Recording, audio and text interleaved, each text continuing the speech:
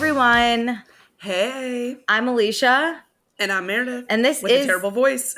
Well, this is Summer is Fun, a Summer House podcast, Season 8, Reunion 2, the final reunion. Thank God this could not be over soon I have this balance enough. of like, live seasons are over. We all just made it through. Yeah, like we came out... But what was this? This was... I have a lot of thoughts, and Meredith and I were talking, and that's why we decided to hit record. But overall, my thoughts are...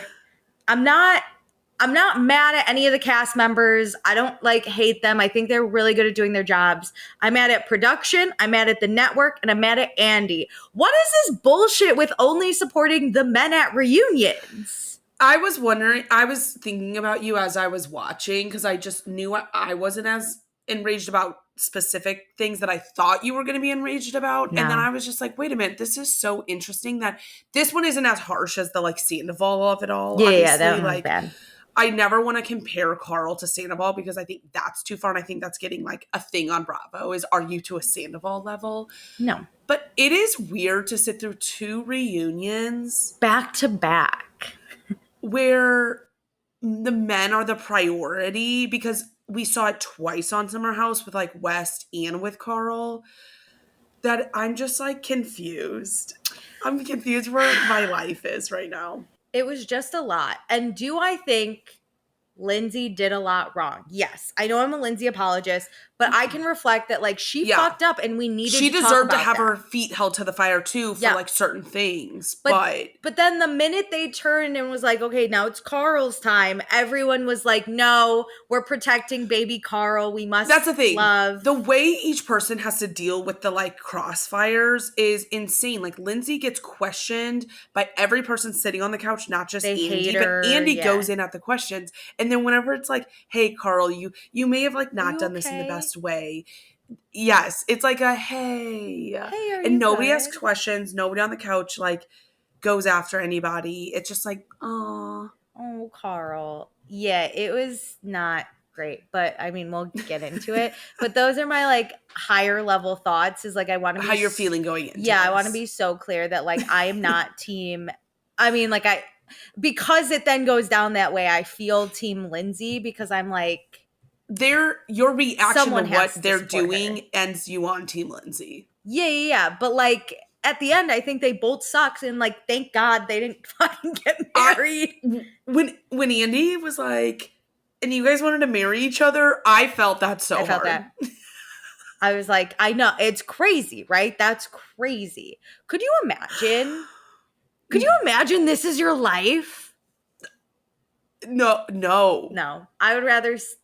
I'm starting to sweat right now. I just finished stressed. Bridgerton, and I'm just a spinster. I can't deal with these terrible men. Watching Bridgerton compared to this show, I'm the same. It's a dream, and then it's a nightmare. Yeah, but the men in Bridgerton too, where they're you have to get also married or you mean nothing, and I'm what the hell? No, they're different. Banging everybody, and then they touch a girl, and they're oh, are you okay? Wait, I know this isn't a Bridgerton podcast, but I love when... So did you finish the newest season? Yes. Okay, spoilers. But not spoiler. Jump 2 minutes ahead, though, if you want to know nothing. Colin is mad at Penelope, and she's she's what's the future of us? And he's well, I'm an honorable man and we have been intimate, so I must marry you. And I'm should we, just don't tell anyone you've been intimate, you know? Basically trapped me. Yeah, Was that a part of your plan? You're unsullied goods. Sir, you finger banged her in a carriage. You're soiled goods, so I guess I have to marry you, even though I have fucked half of France. And no one I know cares. I did this, and we don't really care. We both enjoyed it, but I have to be with you now. I proposed to you, and I was the one that started to have sex with you, and I knew this would soil you as a woman, and I have also gotten my dick wet, but now I'm forced to. But you trapped me. Yeah, for sure, no. And I was but also no one has to know they've been intimate. They could both just shut the fuck up about it. I thought about that with the last season, too. Obviously, they were in love and they banged, too. Yeah.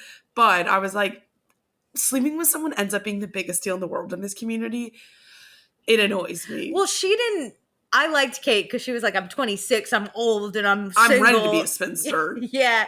And then she's like, I'll just have sex. Because she's like, I'll just never get married anyway. Yeah. But I hate how the men are immediately like, because I hook up with you, I now must marry you. Alicia, it's even worse. They're like, because I kissed you. Oh my God, I looked at you. Anthony, though, that was hot. I was in for Anthony.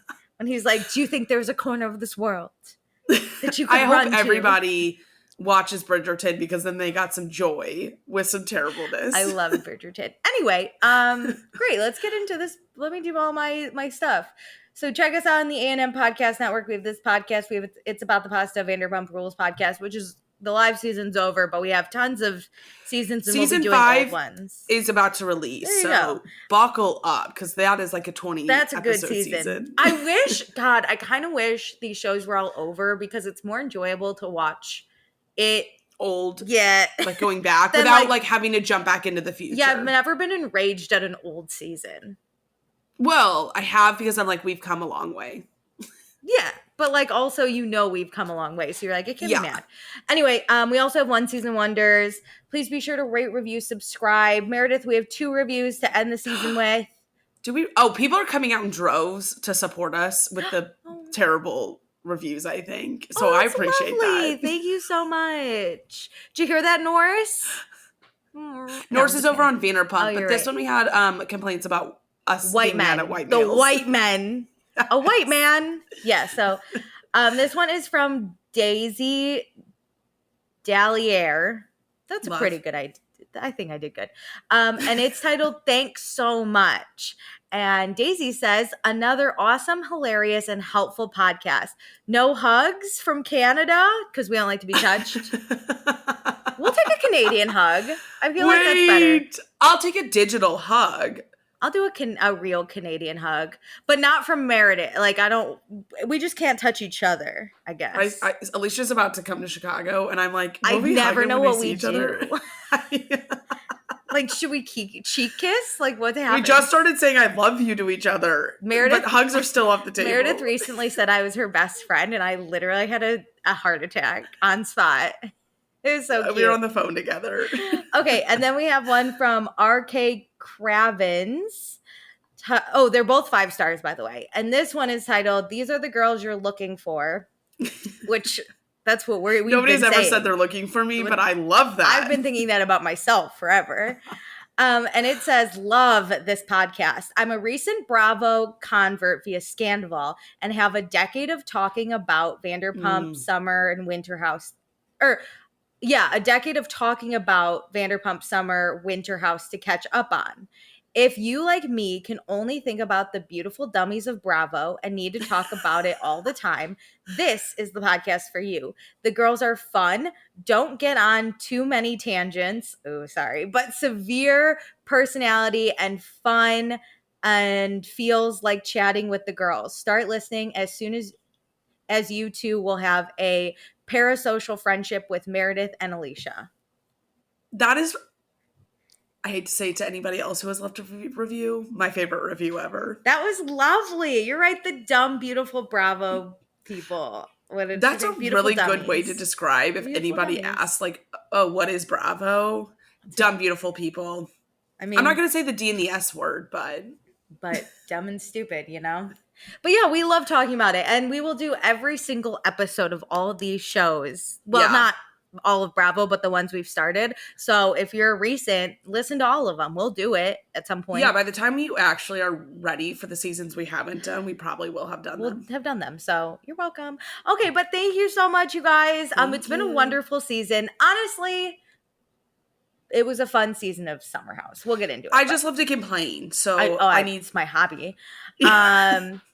Follow us on Instagram and TikTok at Vanderpasta. Join our Patreon, patreon.com/Vanderpasta. Let me tell you quickly what you can get because we've been on a lot of tangents so far. Okay, so first, for $1 a month, you get access to all of our fun pre-shows where Meredith and I and sometimes Sarah talk about whatever the hell we want. And then also you get access to any episodes we record early, including this one, although we're recording this one a little late, so who knows? Sorry about that.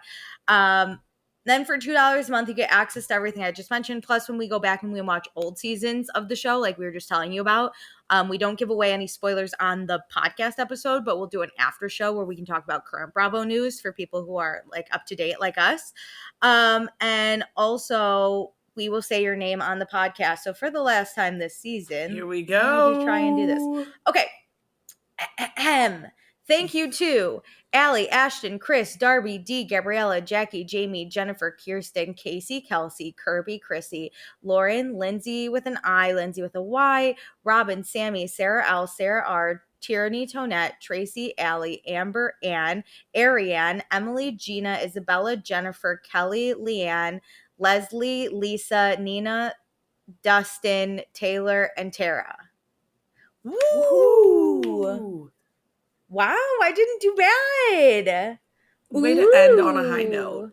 Okay, great. And then for $5 a month, you get access to everything I just mentioned. Plus, for live seasons, this was the last one, so you're out of luck. You'll have to wait till next year. I think Summer House got renewed, so like, see you then. But we still you usually do a recapping on Summer House Martha's Vineyard, which we're about to roll. Oh, and we'll do it for that. But worth doing. But for $5 a month, season. Yeah, with live seasons, I'll post in the Patreon, answer your questions, comments, opinions, concerns. You'll give them. We'll read them on the podcast.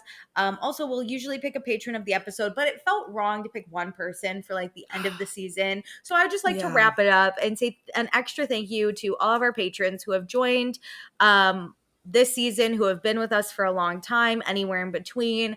Thank you so much for being a part of our community. We really appreciate you, and we're so thankful to have you. We're having so much fun. And that's what's important, because Meredith and I love chatting with everyone. We love to chat. Literally put in our DM section in Patreon like 2 topics, and I was like, go off about these. And I love fostering unrelated community. to Bravo. Yeah, I was like, it was great. Bridgerton and the Karen Reed trial. I was like, anybody thoughts? Bridgerton and Karen Reed, but Bridgerton's hot on my mind. It's cute. Okay, great. Let's get into this final episode. Okay. So we pick up right where we left off with, Wes having his spatial awareness off because of how he treated Sierra.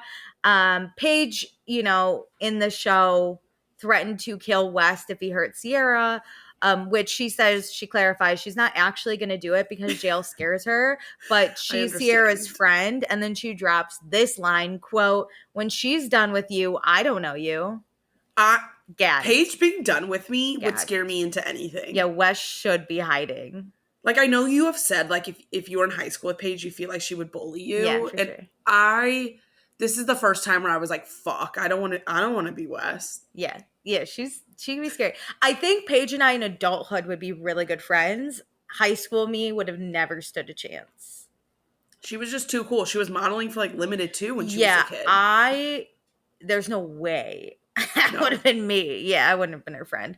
Or I would have been her duff friend that she carries around. I would have watched her from afar and been obsessed with her, but I would have kept it cool. Like, we have like pictures of her in our house, and we're like, she's so pretty, but she would have never known our names. I would have been like, Mom, I go to school with this girl. You know what? We wouldn't have been on Paige's radar enough for her to bully us. Oh, no. I wouldn't have had the high honor of being bullied. Absolutely not. Never. She wouldn't have cared. Anyway, Kyle says, as someone who has struggled with commitment, he understands Wes, but watching it back, Sierra was very clear with her intentions. So, like, Alicia, when Kyle was like, "Oh, let me compare you to me," I was like, "Oh, we just entered a new era of I feel even worse for Wes." Like, no. Yeah, Kyle's like, it's like looking in a mirror, and you're like, no, sorry, and that's terrible. I would choose Paige bullying me over being compared to Kyle any day of the week, anytime. But yeah, the whole house was rooting for Wes and Sierra, so it's very sad. Wes, though, says he doesn't regret the relationship, and he apologizes for hurting Sierra, and he doesn't want her to feel like she got, but her feelings or his feelings were genuine, but unfortunately he expressed himself incorrectly, and he does take accountability. I don't know what that means. He said he expressed himself too late. I was like, so you wanted to date her or not? I was like, you too early expressed, it sounds like. No? It sounds like you were pretty clear on you would not date her, and that is the problem, not when you express yourself. Twas weird. But okay, so Sierra, because they're like, what do you think of that, Sierra? And she just shakes her head and goes, it's fine. And then Kyle, of course, is like, I would still ship you if you guys got back together, because Kyle loves a relationship where you hurt the other person but still stays with them. Oh my god. And one that the fans on Summer House love, because he is producer Kyle, which I don't hate. He's like, hey, this was really good for the show. Do you think, like, for the next season, you know, because Carl and Lindsay have all their issues, do you think Kyle's like, look, as Carl's friend, fuck Lindsay, but like as a producer, we should have them both share a room still? Like, he's like, let's get them bunk beds. For sure. No, you for sure. We just put a curtain in the middle of the room. They tape it so they have one side. We actually go to a college dorm this year. We don't need a house, and they have to room together. They're across the hall from each other, so they always open up and they're like, that'd be great. My God. Okay, so Sierra says she, would give Wes another shot, but would have to be a world of change, but she doesn't hold her breath for anyone. She obviously still likes him and has feelings for him, and Wes also has feelings for her, but doesn't expect to hear from Sierra. Or hear that from Sierra. I need Wes to be more of the villain in Sierra's, like, personal story and stop, like, oh yeah, I still have feelings for you, and I expressed myself too late. Like, just own what you did and let her move on. I want Sierra to be like, I'll never get back with him. You would never be able to trust this man again. I'm big on trust. There's no But way. I appreciate the, like, I'm a never say never person. But it just, I feel like the door is left cracked open, which hurts worse. Listen, Paige would never let that happen. She'd be like, try again. So then we do a break, but it's filmed. Sierra kind of turns to Jesse and she's like, I could apologize for telling you to shut the fuck up, but also no. And Jesse does say, he's like, I understand where you're coming from. I'm trying to lightly defend my friend, but like your feelings are so valid. I don't think if this was on a public stage being filmed, Jesse would ever say what he did. No, I think he's trying to support his friend on a national stage. Oh, if this was at a bar and Sierra's like yelling at Wes, Jesse would be like holding her back, being like, let's leave. I'm on your side. He would throw Wes right in there. He'd be like, Paige is over there too. Have fun. And he'd be drinking. And then Sierra turns to Paige and says she feels bad. And Paige goes, bad for what? For saying exactly what happened? And then she says, Wes is most scared for the public not liking him. He does not give a shit about you. Which, someone said this, and I don't know if I agree because I didn't see it, but Sierra was looking at her phone, and so was Wes, and someone was like, maybe Wes texted Sierra, like, I really feel bad, like, whatever. Yeah. And then Sierra then was like, I feel bad for Wes, and Paige was like, no. Because they were looking at Sierra's phone, but I also didn't think that was, like, anything. I think Sierra is a really empathetic person, and I don't think we've seen a lot of sides of her. She just has never been like the main story outside of like some Austin stuff. Well, she's never had a reunion with Austin either. That's so true. Like, we've never had to have her like react to someone after things go down like this. So she just got to I think she does feel bad because she knows, like, again, this is a national stage that this is happening on, and I think she feels bad for that. And also, if we want to bring the public into it, we hated Austin when he got with Sierra. We were already fucking over this man. Whereas the public really does like Wes. And I do, like, as a TV personality, I think he's great. I think he is one of the best we've seen in a long time. So I can also see her being like, I feel bad because he's a great person. And like, we all see that. He's like fun, he's energetic, but like, I have to hate him. Which I support that. Hate him then. Do it. He should be the villain in this story. I think she knew we would turn on him. And, like, she doesn't want that for Sierra him. knows the audience, though, you know? I saw people, like, creators online being like, we got to get over this. Like, get over this Wes thing. And I'm like, no. While the reunion is, like, airing, I get to react and comment to what I think of this man. Yeah. They get to like hand me stuff and I get to hand my opinions right back in the modern day of social media. After this reunion is over, I'm over it. Like, it's not going to last for months and months and months for me with Wes, but like, I'm going to make all my comments I want. And yeah, truly, we've made it clear we don't hate Wes as a person. This was just a really shitty thing he did. So we're going to comment about that. And like, going forward, I'm not going to hate Wes, but if I see him in a relationship with someone, I'd be like, be careful, he can't commit. And just like, be like, you know, I'm not going to date Wes. How funny if you like walked out the next time you go out to a bar, he's there with a girl and you're like, he can't commit. He's great on TV, but he sucks in relationships. I've been seeing him hanging out in the Midwest lately, and I'm like, welcome back to the homeland. People don't give a shit here. Like, you can go party in Kansas City. You're right. Yeah, Kansas City, there's no Bravo there. It doesn't stream. Nobody gives a shit. Yeah. Okay, so great. We start the reunion again. We talk about Amanda and Kyle, how things have changed between them because they had a really good summer last year, a great winter house, and now this. Amanda says she thinks they hit a rough patch, and they were just arguing more and more that first weekend. And then Kyle put out an argument that they were having, like, in their personal lives right away on TV. Yeah. Which is Kyle's always willing to, like, sacrifice their marriage for the sake of a show. And I think Amanda, like, doesn't want that, but she'll always go with whatever Kyle wants. Yeah, because Kyle's God, if you will. Just kidding. Saying it. If he's God, I don't believe in God. Well, Catholic guilt gone if he's our God. Don't have it. Ariana over on Vanderpump Rules is my God. God is a woman. Yeah. That's what I believe in too. So why did Kyle change his mind about moving to the suburbs? Because that was a big point. Kyle says oh my God. He said he would move to the suburbs when kids were old enough to play in the street. And Amanda was like, I never heard the kids playing in the street part. But yeah, where did this contingency come? Which, like, makes sense publicly, but when you're trying to, like, make that the rule of law in your marriage, and you've never mentioned this. Yeah, I have a feeling it was like when we have kids, like, okay, they started dating. Amanda, I think, was 29, and 25, and he was like 34, something. I think so. And they have a 9, Yeah, so they're dating. I'm sure Amanda was like, do you want kids? Like, they brought it up because they got in a very serious relationship. And Kyle said something like, yeah, when I have kids, I'll move to the suburbs. And Amanda was like, well, I bet they were like, yeah, I loved being raised with a yard. Yeah, like, we'll do that. Yeah. Right? And as their relationship progresses and their marriage, they've discussed it further, I'm sure. It's like, when we have kids, we're moving to the suburbs.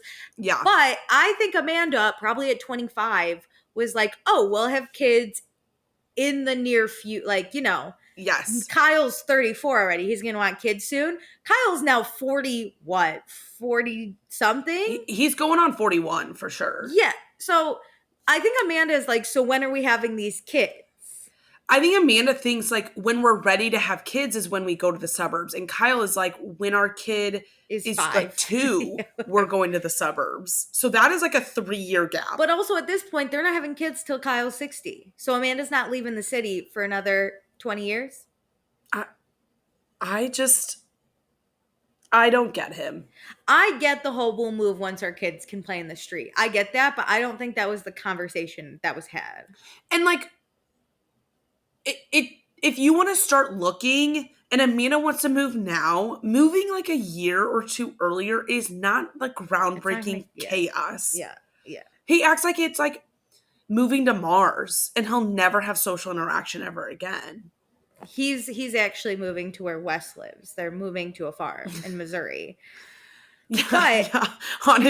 On Wes' parents' farm is where they end up living. Yeah. So per usual, we have to, of course, question the women even further. And Andy's like, Amanda, couldn't you just move to Brooklyn? Which drove me nuts. And Amanda says, like, for sure, but also the point of them moving to the suburbs is to be close to her family. And Brooklyn's actually further from New Jersey. So and have space. Like, they were like, Brooklyn has yards. I was like, she doesn't want to touch grass. That's not, like, why she, like, wants to move. Yeah. I just want a patch of grass. Perfect. Got it. It wasn't about the grass. No. So, whatever. But then we bring up how Amanda has been with Kyle despite cheating and arguments and etc. Hearing this, I was like, why are you with him? Yeah. Can she get over what he said this summer? And if you remember correctly, he called her a fucking bitch and fucking lazy and just... I will never forget that because, again, bitch. She's so lazy, but the entire company rides on her. Yeah, there's just... the math ain't mathin'. Okay, so... Amanda says she loves him, unfortunately, so much. And this is her best friend. That is the saddest thing I've ever heard. I don't even hate, like, I pity this. That statement tells me you're convincing yourself that that's your best friend. Yeah. Also, did you see that there's a new blind item that Kyle cheated on Amanda? Okay, I don't believe it. There was a video that I couldn't see the video, honestly. Leva DM'd a blogger and was like, I was there for this whole thing. This really bothers me. And I don't feel like Leva would get involved over some like stupid thing. Like she's sending a long text. It's like a friend that a girl in the video is a friend with both Leva and Kyle hadn't seen her in like 5 years. And so they were like catching up. So like her touching or him touching her arm was like, oh my God, that's so great. Like, I didn't see it as anything, but also if you were to tell me Kyle has cheated on Amanda throughout the whole marriage and just cheated on her last night, I'd go, yeah, I wouldn't be surprised. All right, yeah, probably. But that video was nothing. No, so I was like, if there was something in it, they would have put it in there. But then I went down a rabbit hole because I didn't see Andrea just got married. Hooray. I didn't see Amanda in any of the pictures. No. So Kyle released a statement and they said that Amanda was staying home and was always not going to this wedding. But I was like, I'm actually more confused about her not going to Andrea's wedding for whatever reason. But like, why aren't you at this wedding? Could it be because Lindsay was there and Carl and she just didn't want to deal with it? No, I mean, like, Lindsay? She's at home with the dog. So I was like, it's not like she also had a wedding to be at or like, I'm confused what the conflict is. This relationship. They were like, we have another wedding in Italy later this summer. And I was like, go to Andrea's. Whoever that other wedding is, fuck that. Not important. Go to Andrea's wedding. Yeah.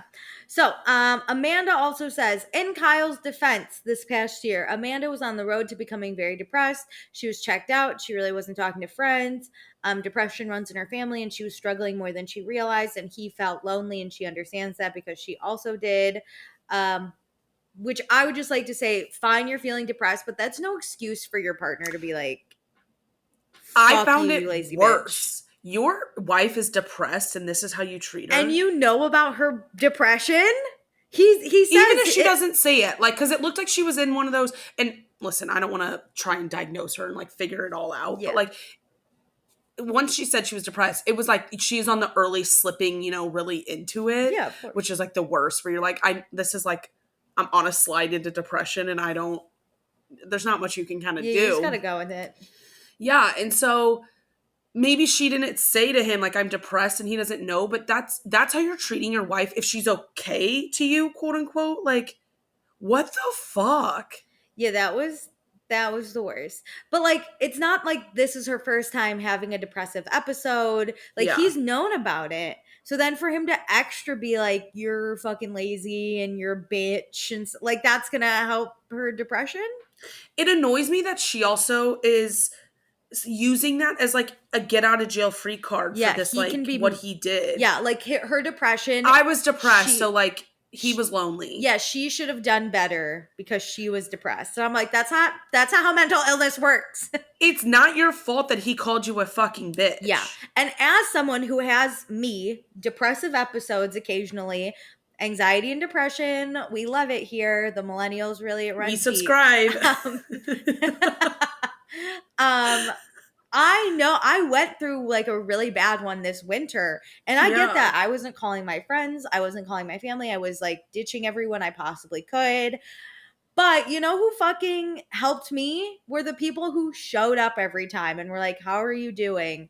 Are you feeling better? Ask things from you. No. Like, Kyle is like asking the world of Amanda while she's depressed and being mad at her. Yeah, the ones who weren't mad that I didn't call them back. The ones who weren't mad that I didn't want to hang out. Like, the ones who remember one day in the winter when you were like so upset and I was like, we do not need to like, let's take a beat. Like, let's take 20 minutes. A moment.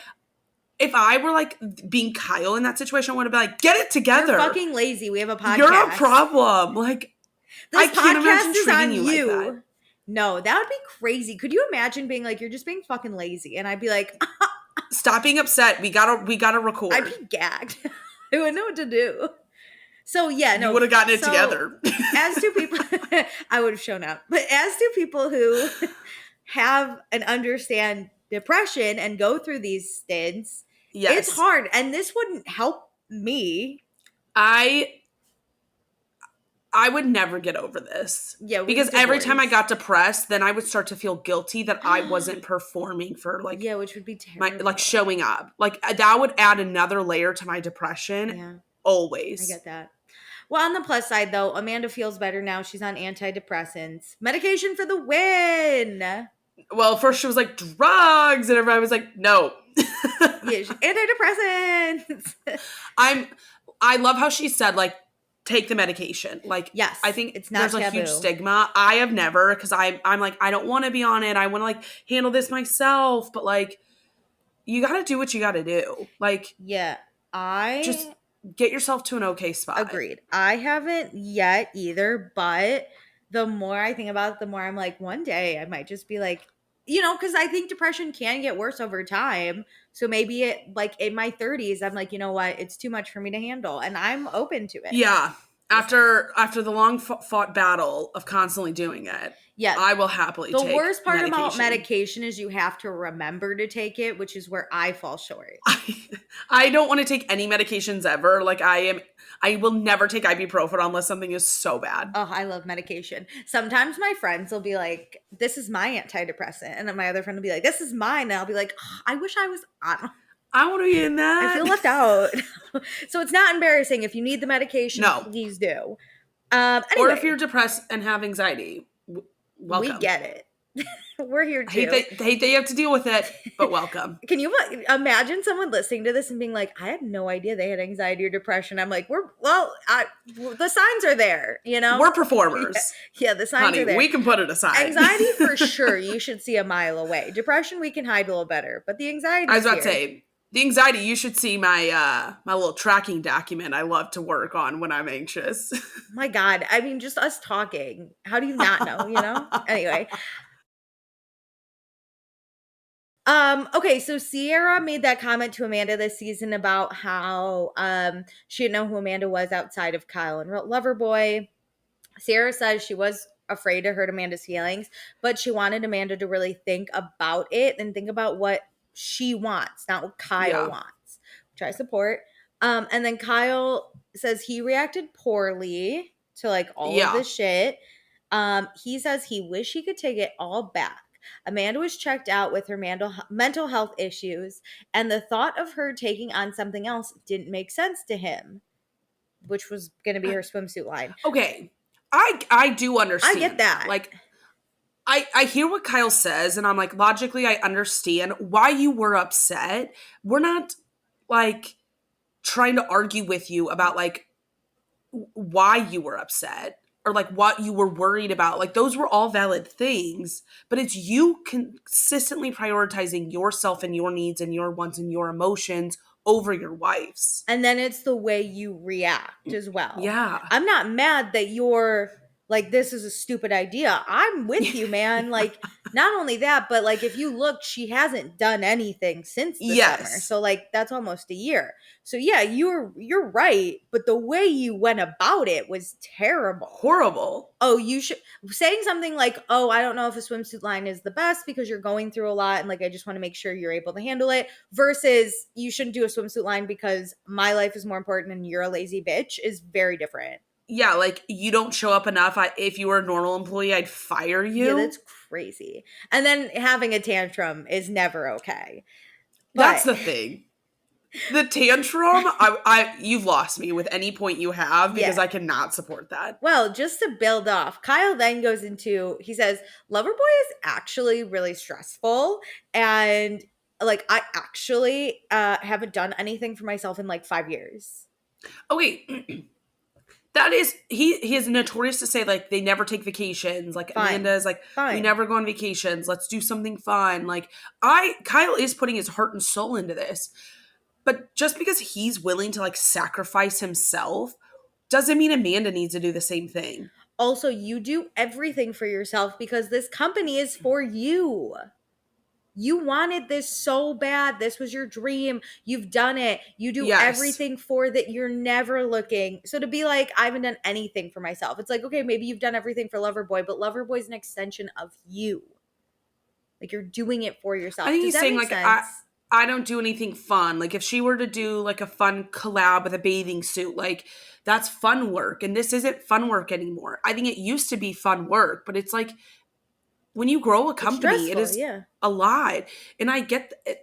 Like I said, logically, I get everything that Kyle is saying and going through and whatever. But why do we have to compare? Why does it matter if this is fun for you or not? Like Amanda is telling you what she wants to do. Stop making it about you in the conversation. Yeah. Agreed. And Amanda even says, like, all what Kyle is saying right now is not what she meant. She just meant the business was Kyle's. It was his idea. It was something he wanted to do, and she wanted something like that. And then so in Kyle's temper tantrum, he said that he wasn't happy either, and he wants to be a DJ.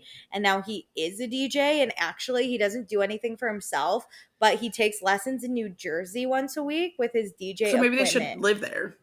I mean, just ideal. And then I was like, how dare you try and be James Kennedy? You'll never make it.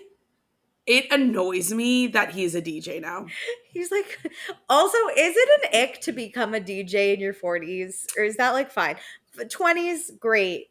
The ick 40s? For me is the temper tantrum saying he wants to be a DJ, going to take lessons and being a DJ at 40. Because he wants to produce too. But also, is Loverboy okay, or does he need a second source of income? Like, what's happening? Okay, here's the thing. I was already concerned about Loverboy whenever we were watching the season, and he was like, I forget the amount, but he was like, oh, we've lost, millions, $1.5 million or whatever, which it wasn't that. But I was watching with my mom, and she was like, sir, because she's in food manufacturing. She was like, what? I was like, we don't have time for this. But him having this temper tantrum online with Craig too, I'm like, I never want to buy a Loverboy ever. The temper. Again. If you guys don't know, Craig is supporting. He's the new spokes guy for like Spritz. He invested in Spritz Society, which is like the Toast's brand version of Loverboy. Boy with no job or whatever that is. Yeah. No job and boy with no job. Yeah. Yeah. So he invested, and now he's doing like publicity for it and like whatever. Yeah. And Kyle was very hurt that Craig did this, and Craig was like, there was no option to invest in Loverboy. Like, I got this opportunity and I did it. Yeah. And they like feuded over it, which Kyle's like, Spritz is a direct competitor, and I was like, yes, but also no, you have other shit. Here's the thing. If you don't make it so easy for your friends to invest that they have to go to your competitor, I don't care if Craig did it behind your back. But if he ever had a conversation with you about investing, it kind of feels like you shot him down. Yeah. So hilarious. But Kyle's just, now he's a DJ. So I can't wait for Spritz Society to be on future seasons of Southern Charm, a la Loverboy. Because I want this feud to become a Bravo feud. I hope Craig becomes a DJ too. It is so funny, the arc of rooting for Craig. It's so weird. It truly, I never would have thought I'd be here. I never would have thought I'd be a Craig stan. I support Craig fully. I support Craig. However, if he falls, I'll also be like, that's hilarious. Yes. I hope he doesn't, but if he does, it's going to be funny. Well, here's one thing. But Craig, he won't fall because Craig's annoying. But Craig's would never walk out of a house having a temper tantrum, calling his wife a fucking bitch and that she's lazy. Not now. Back in the day, for sure. But not now. I don't think he would ever talk that hard down to a woman like that. Him and Naomi had their moments, but he never would have a tantrum like Kyle did this summer. He was like a simp for Naomi, but he doesn't treat women great. He treats his not partners poorly. But he does not treat his partner poorly. No, you're right. But yeah, Craig, it's weird. The full 360 I've done, or the 180 I've done on Craig. Kyle, we've done a full 360. Yeah, it's just back and forth. But Craig, shout out Craig. Okay, but Amanda, anyway, would love to do something on her own. She just doesn't know what yet. Great. So they asked, what do Kyle and Amanda love about each other that keeps them together? Because we don't know. What question is this? This was weird. I don't care. But Amanda says she loves and hates how social and friendly and outgoing Kyle is. And Kyle loves how mature and emotionally intelligent Amanda is, but she's also genuine and down to earth, and it makes down to earth and makes him a better person. And Jesse's like, it's very clear you two are each other's people. And I was like, yeah, because at this point, no one wants to date either. Well, I was like, I don't find it that clear. It doesn't feel like, oh, they are soulmates. I think Kyle won't find anyone else who will put up with him. Yeah. And I think Amanda's willing to put up with a lot. Amanda has someone who supports her couch life that she wants to live a lot. So I think it works in like a business transaction, which is great. Do what you gotta do. And if you decide you love each other, then great. That's all the more power to you. Cherry on top there. Okay, let's fucking move on from these two for now. What would Jesse Solomon do? So I love him. I loved, okay, for as much as like sometimes I want to strangle this cast, I love them all singing What Would Jesse Solomon Do at the reunion. Oh my God. It was cute. So Jesse knew Paige was taken when he flirted with her. He's like, yeah, I did it anyway. And then I love it. Paige was like, I like the attention. She's like, he's funny, he's nice, like we got along. But Paige also has just been called out at the reunion because she has touched Jesse's leg 4 times, and Jesse got in trouble for touching her leg 1 time. I loved how he was like, hey, during a break, just want to let you know you've touched my leg 4 times. She's like, it was once. And he's like, no. And then she fucking does it in this segment, which was hilarious. The receipts are so funny. Yeah.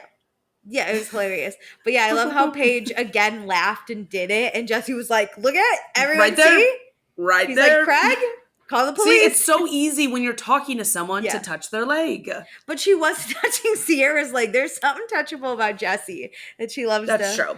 Anyway. Well, Paige always positions her body in a certain way during the reunion, like towards Andy, open to the cameras. So the person sitting next to her doesn't really get to see her. Like she'll never move. Yeah. So I think it's her way to include him because her back is kind of to him. Yeah, 100%. So Paige says Craig wasn't worried about Jesse when he met him. No. But what Paige's like, what he meant was like, Jesse's very goofy. It's just his personality. Like he didn't mean anything by it. And Jesse's like, oh, Craig thinks I'm a joke. I was like, no. This like trio thing, it's hilarious. It's one of my favorite sleeper like storyline things that happened this season. It's hilarious. I don't think Paige and Jesse could actually date, but I love the idea of them hanging out and her being like, hey Craig, I'm like hanging out with Jesse, and him being like, fine, whatever. Okay. So Jesse and Sierra kissed this summer, if we remember correctly. And Andy's like, hey Jesse, what if you had gotten in the house before Wes? Because Jesse was a day late. Like, do you think something would have happened with Sierra? And Jesse's like, oh, I can't look in the rear view mirror like that. And then he takes a beat and he goes, actually, I think about it all the time. So Jesse also had a beautiful story with his battle with cancer. He decided to tell his roommates because he thinks there's power in him being so open about it and it doesn't affect him, and he can hopefully help other people going through the same thing. And that's a big part of why he wanted to even come on the show, was to inspire hope and tell people that there's light at the end of the tunnel, which is so beautiful. I hate that he's had to battle cancer, but I find it such a beautiful story. It is. That he has just like told for his like first season. I think because he's made it through 5 years cancer free, so it feels like a win almost. Yeah. But let me tell you, if I wasn't already in love with this man, this would have made it. I would have done it right here. Fall in love. Listen, we all like were Wes stans like during the season, but I actually think Jesse's first season is better than Wes's. We just didn't give it like the credit. I think we were blinded by the love of Sierra and Wes. Hope of like the story. Yeah, if you look statistically, like Wes didn't really have like a moving story like powerful like this. Like this was. And I think we do love Jesse. We just all thought we were more compatible. It's exactly how it was actually in the house. Like Wes was like an immediate like yes, and then like Jesse had that like slow build burn. And, like, you gotta fall in love with him and I'm here. And like go through the trials and tribulations with him all summer. Yeah, we're infatuated with Wes, but we're in love with Jesse. He is the number 1 guy on Bravo now. I'm obsessed. Not next to James Kennedy, of course, because that's my okay. He's East Coast number 1 guy. East Coast number 1 guy for sure. Okay, so Jesse did not share his concerns about his checkup with his roommates. He just says like mentally he was just trying to get through it. Like he really didn't want to Yeah. think about it. And I also get like that. You're like, I don't want to say anything. I want to be able to deliver good news. yeah, and I if don't want you to have to like say it, go it's like through it out with loud. everybody. Like you make it Yeah. real. Also, he made a promise to himself before he got on TV. He was like, I'm not going to cry on TV, which I feel like most people, men and women, are both like, Yeah. we're not going to cry on reality television. I'm going to keep it together. Yeah, but he also says, like, also being a man, I didn't want to cry on TV, and here I am. I loved him acknowledging that because we all, I feel like, knew that. But that's the beauty of this surveillance. Like, watching him and Wes, like, cry in the room and, like, cry kind of off camera in the driveway. Like, that is more real. It's vulnerable. We love it. And I loved that. Like, I'm glad of the surveillance so we could get those moments without it having to be like forced or him overthink it. Like they just got to be natural friends. And that's why this show was so great. I also think men try not to cry because other men will judge them, but a lot of women actually find it really beautiful. Well, I do, when men are able to show like appropriate emotion, which I think this is what it was. He was scared. He was like facing something so scary. He didn't know how to express himself. He was trying not to be like a Debbie Downer, but he needed to let the emotion out. And I think crying's a healthy way to let emotion. It's better than a temper tantrum. So but everyone is like, it's not a big deal to cry. Look at Kyle. He cries literally all the time. And then Jesse jokes. He's like, yo, Kyle's a bitch. So listen, the fact that they even played the receipts from last reunion episode of Kyle crying. I was like, Jesus. Kyle loves a good cry. But Jesse says it is okay to cry. He felt like wrong thinking like it's not okay to cry, but he says it's just an insecurity of his. But he's had tons of messages from fans that have been super rewarding to read. So no regrets. No regrets. Okay, time to have some tough conversations with Lindsay, Carl, and Carl's new teeth. The new teeth. The new teeth are so bright. Okay, so I know. So where I'm over this breakup because it's been 9 months. I can't imagine being one of them. I could not. Lindsay says it later, but she's like, I keep having to fucking relive this breakup. Like, am I done yet? And I was like, girl, I couldn't imagine. Okay, so where was their relationship at the beginning of summer?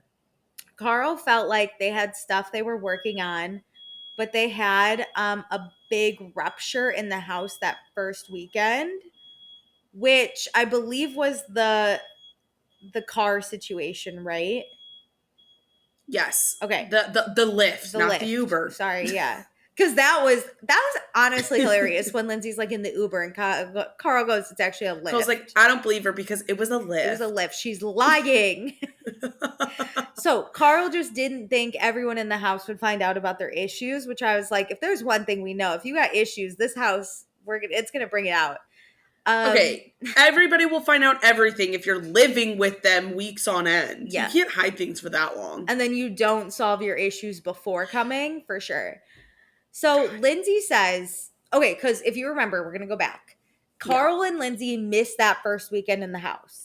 Yes, so, they were in DC for the 4th of July. So they're coming in the second weekend. So they're already a weekend behind. Lindsay was on edge because she also wasn't in a good spot with the girls at the time. Yes.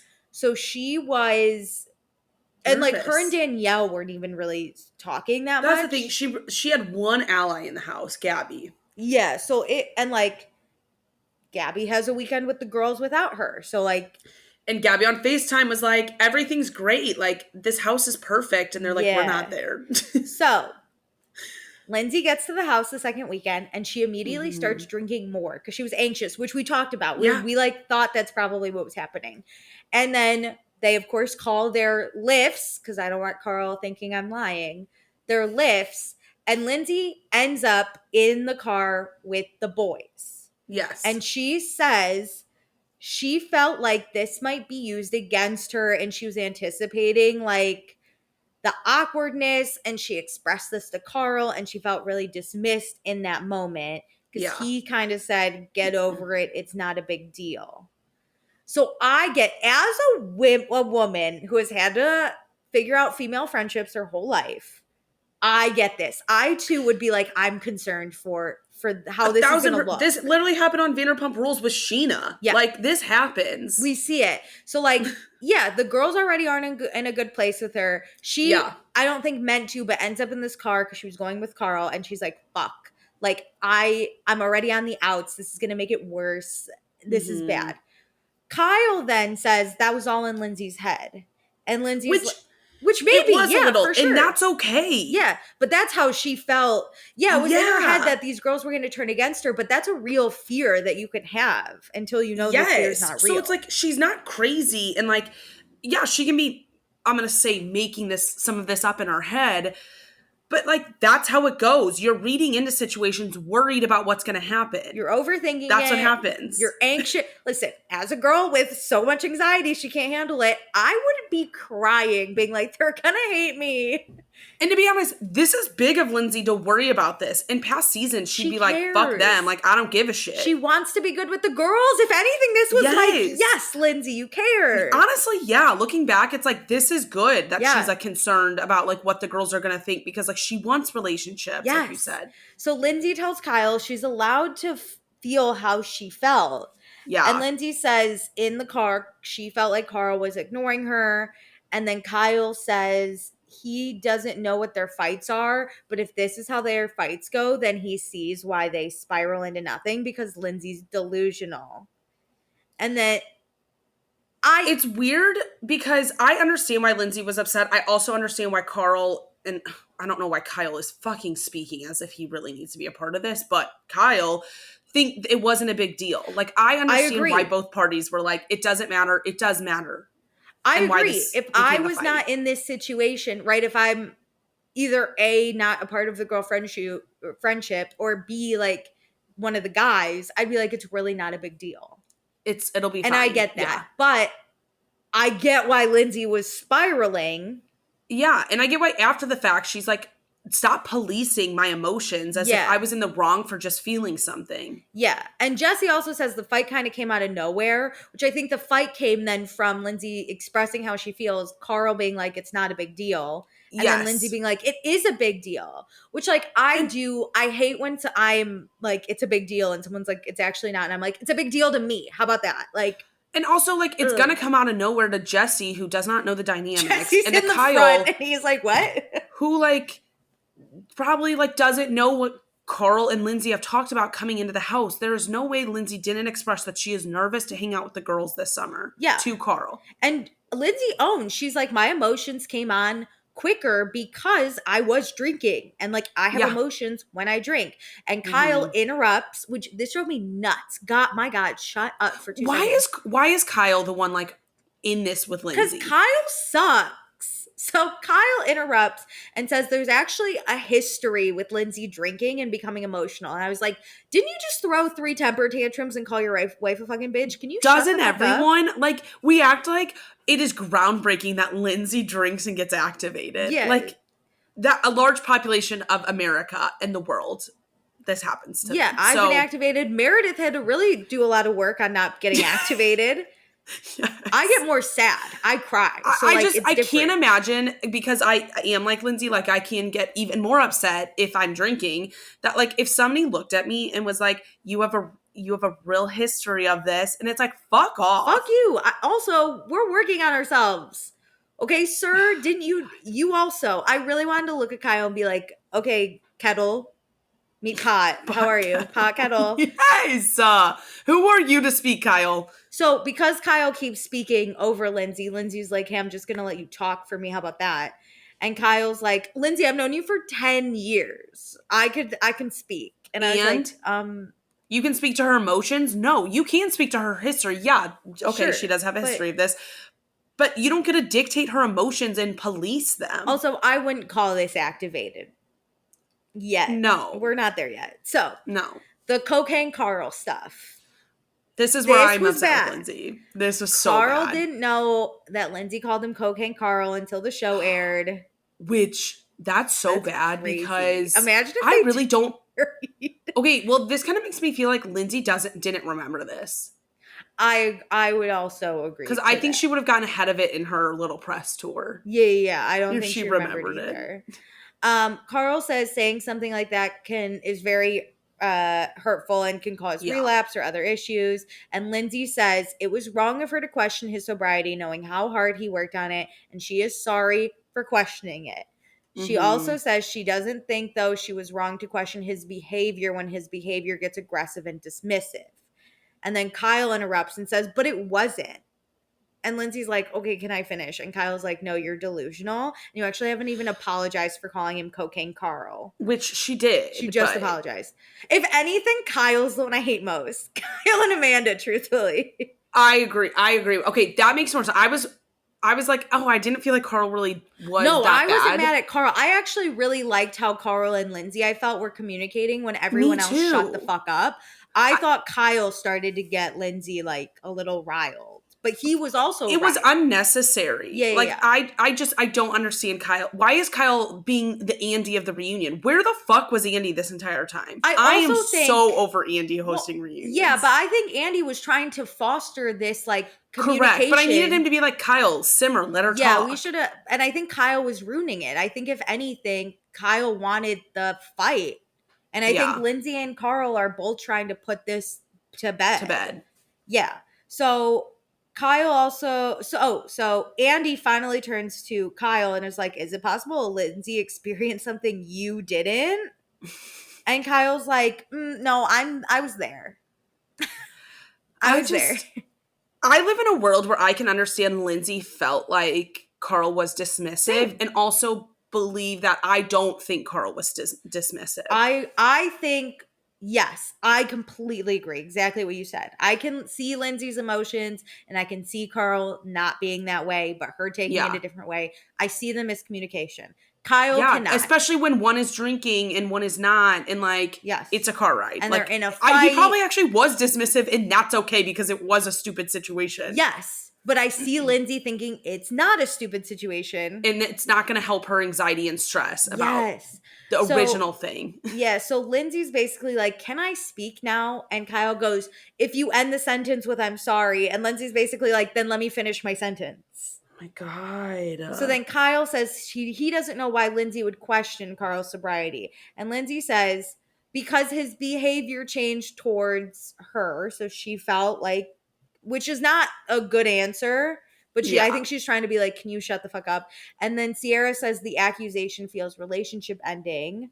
And Amanda says Lindsay was weaponizing his sobriety, which I have a question. I didn't think you could weaponize something that wasn't yours totally. And maybe I'm wrong, but like if someone weaponizes their incompetence, they become incompetent so other people do like their job or their work for them.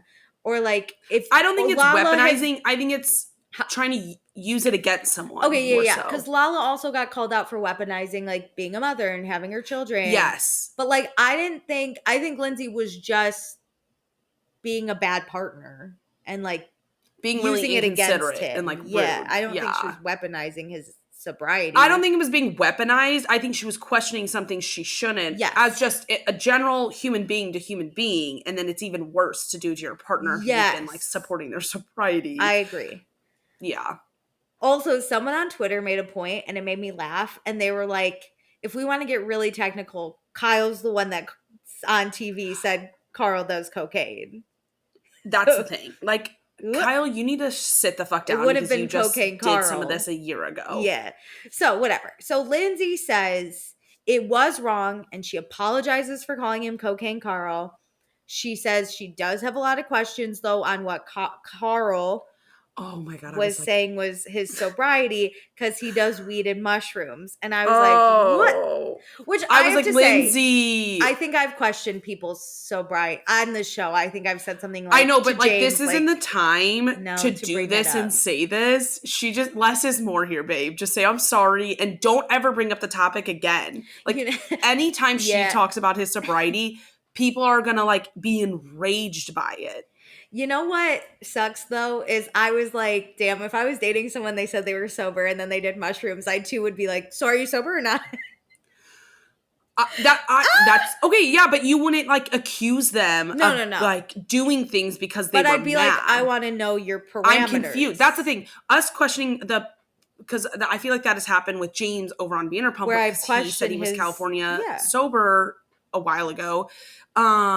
Is like, what are the rules you're making for yourself? We're confused. So and I can then respect them.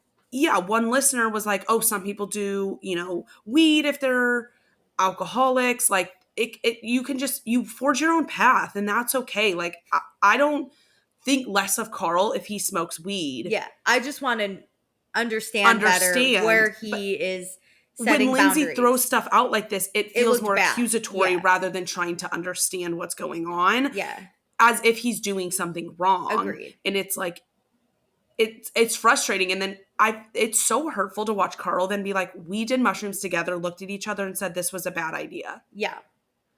Ew. It was like, also, that's so unnecessary. Sorry to lighten it up in a different way, but remember when Catherine from Southern Charm was like, I went to rehab for weed, so I could still drink alcohol. And I was like, because she kept saying like, I'm sober from weed. I was like, oh, that's not your problem though, girl. It was like, hey, also, why did you go... Her drug of choice was weed. She also, guys, update, she just got arrested for a DUI. So, which was terrible. So, not to laugh, but I always thought it was funny when she's like, actually, I can drink all the alcohol I want. Oh my God. Anyway. That's the thing. Across Bravo, it's just like so confusing too where people are at. Yeah. So, Lindsay says...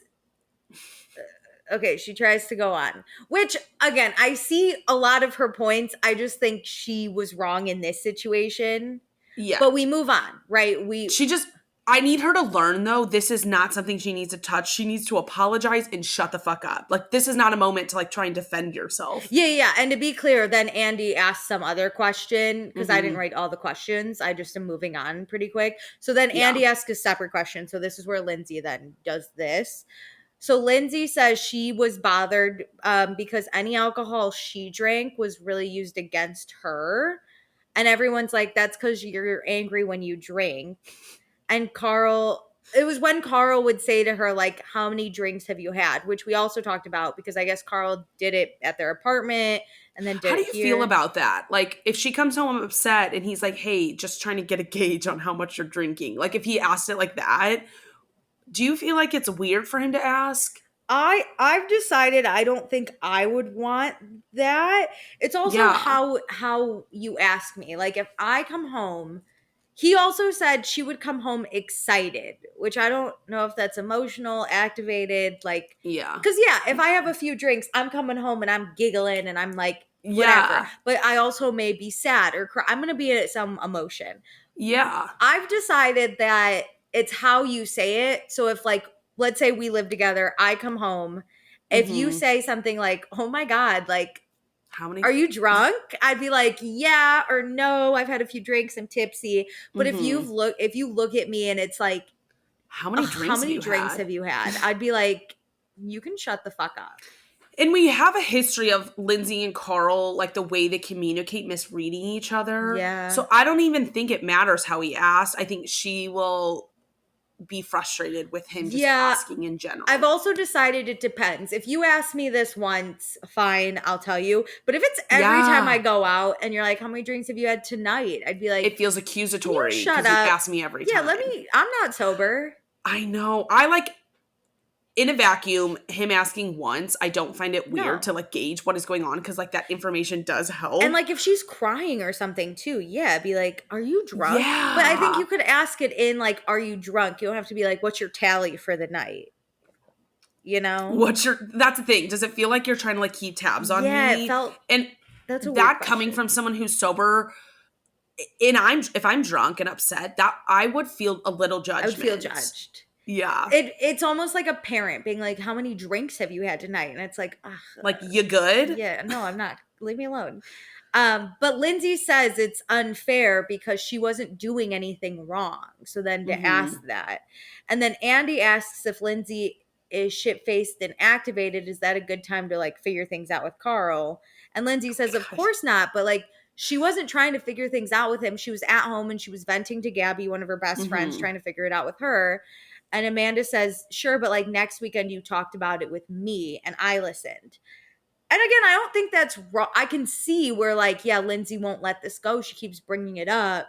But I really think she was just trying to vent, which I do. I can, if I have something wrong, I'll like vent to a couple people and be like, what do you And I think? know she said this in her like written statement whenever this came out, but she was like, I was just hanging at home with my friend because it was all surveillance footage. Yeah. So she's not like doing this with a camera physically in her face, like trying to get this on camera. I understand her. She was just truly venting. We all do it, and they choose to use that. Like, think about how much footage they have of everybody bitching about each other. Oh my God. No, I'm thinking about what if this was me? The shit I would say. Jesus Christ. Alicia's face is just like wide-eyed, like, fuck. When I'm drunk, I'll vent about almost anything. I literally screenshot something on Instagram and texted it to a friend making fun of someone last night when I was drinking. Yeah, see, maybe I should never go on reality TV. I would lose all my friends. I'd be villain number one. You would think. Like, if you think Lindsay's bad, just wait for me to hit reality begging TV. To hang out with Lindsay for sure. I'm just kidding. But like, also I get it. So Carl says Lindsay was a really supportive partner and he comes with a lot of baggage, and everyone immediately is like, no, Carl, don't talk badly about yourself. And then Carl's like, oh, but did you read the internet? People hate me. I find it sad that he looks at his sobriety as baggage. Like, I want him to feel more positive about where he's at about it. But I think it takes a grown up, which I think Carl is, to be like, I come with extra shit that I need to share. I come with like trauma that I have to unpack. His sobriety is not the problem. It's the trauma that he like deals with and needs to like it's almost the reason why he's sober. Like, I mean, he has a lot to work on. And I mean, it's hard, right? We have said we could never date someone who's sober. There, like, what if hypothetically Carl really likes one of us and we're like, no, because it is in a way baggage. You have this baggage and we know we can't handle it. And that's really sad. So I think it's very adult of Carl to be able to say, like, I come with a lot that like Lindsay took on and was supportive of. I thought, I know we said this earlier, that they like did really well with each other. I thought that they were so respectful of each other when they kind of gave each other some props during this like whole package of them, and I really appreciated that. I think Carl is in a really good place. I mean, he's the one who called it off, so it's a little easier to not be hateful towards her. But like, I thought he was actually really respectful of Lindsay. I agree. And giving her props for their relationship despite all the bad. Yes. I loved how Carl communicated with Lindsay. I thought Lindsay did a pretty good job too, because she's going to come with a little more anger. Yeah. But I thought, which is rightful. I think the issues came from everyone else being like, no. Like, if Carl was really upset, he could say something, and I think Lindsay would take that differently than like Amanda or Kyle saying it to her. You know what? This like really proves that Carl cannot speak and communicate, because he really didn't. I'm telling you. Maybe that's why I'm like, terrible. Oh, Carl was so great because he was mute. Well, people are also doing a rewatch. I see it on Twitter where people are like, watching old season, Carl sucks. Like, he's not good at communicating. He's not good at relationships. He's never. Yeah. You know what's funny? I feel like people went back to rewatch to be like, oh, here's all the patterns of Lindsay, but instead people are noticing the patterns of Carl. Well, I think that's the other thing. Lindsay Lindsay's never claimed to be great, but then her castmates also are like, Lindsay sucks. But then Carl, the castmates are like, Carl's amazing. And we watch and we're like, no, we're being duped. Like, what are you guys talking about? So yeah, it was a lot of like support of Carl and speaking for Carl and like against Lindsay. And like, that's what's frustrating. But I don't blame Carl for that. Like, other people are doing that on his behalf. No, but I just wish he would speak himself. And I wish Andy would have said like, really no peanut. Can we hear from Carl? Needs to happen. Yeah. I also didn't love Carl being like, did you read the internet? And I was like, are we concerned about, we have to not be concerned about the public. You need to stop. It's not a good look. But also, like, I need Bravo Lebs to shut the fuck up about what the comments are saying. If you want to read it and like change your life about it, go for it. That's your choice. But like, stop bringing this to my attention. Also, like, the comments are mean. Can we agree that the comments reflect what we're being shown? So to an extent, I can say like it was what production chose to show. It was like, yeah, we didn't get shown everything. But at the end of the day, you guys are telling us this show is your real life and it's real. So like if you don't like the comments, I think that's a way you can reflect and say like, maybe I should work on But I don't myself. want a pity party about people are mean to you on the internet. You know what? Take your $20,000 you made per episode to the bank with your tears, you know? Like, yeah, I don't give a fuck. It's my biggest issue with Lala over on Vanderpump. Like, her stupid little Amazon lives being like, people are so mean to me. Yeah, so, like, I don't feel bad for Carl also getting roasted over there. No, it makes me want to, like, kick out your feet out from under you whenever you say the comments are so mean. What's so sad in those? Yeah, fuck off, everyone. So, Andy is like, oh, Carl's taking ownership, it seems like, for, you know, himself. And everyone's like, yeah, he takes too much ownership for himself, though. Like, it should be on Lindsay more. And I was like, did you guys watch a different scene? They both suck. They both should take equal, I think, like, responsibility and ownership for their actions. I think Carl saw the summer for what it was, and Lindsay didn't, and isn't on the same page as, like, how I viewed the summer. And so I think she just can't speak about it to a satisfying degree because she will never be on the same page as me. Which is, I think, fine. We recognize. You just got to get over it. But I'm over people being like, Carl, like, he gets it. He takes ownership. No, I just see it differently from Lindsay. So she'll never take the type of ownership I want because she will never see the summer. Well, like who I said did. it last? I think Danielle was like, Lindsay didn't believe her relationship was in jeopardy. Yes. So, like, we as viewers also have to see, like, we going into the season knew that they had broken up. So we also could see cracks. Lindsay is, in a sense, I have said this before, it does not matter how bad her relationship is. Lindsay's going to fight for it because she wants it. And I think this relationship even too, like, I always forget they were friends for like a long time. Like, I would also fight harder for that relationship if we're friends. The history of it. Yeah. Like, this isn't just a 2-year relationship. Which I also think was Carl fighting for it. But I think the house was like, break up. But I see why they were like, we can't. Like, there's more in this than just a 2-year relationship. Yeah. So whatever. Does Lindsay regret the things she said to Carl? Lindsay says yes. She regrets not using more delicate words. Girl, you gotta stop with that. You gotta stop. I was like, did you not see when you put that in your post that people lit you up for saying delicate words? Delicate words. I do appreciate Amanda being like, what words would you have used? And Gabby comes in and she's like, look, Lindsay feels bad. Let's move it. Just shut up. Like, let's we gotta stop. End of sentence. Andy asks if Danielle regrets keeping her mouth shut. Like, she could have helped them. And she's like, no.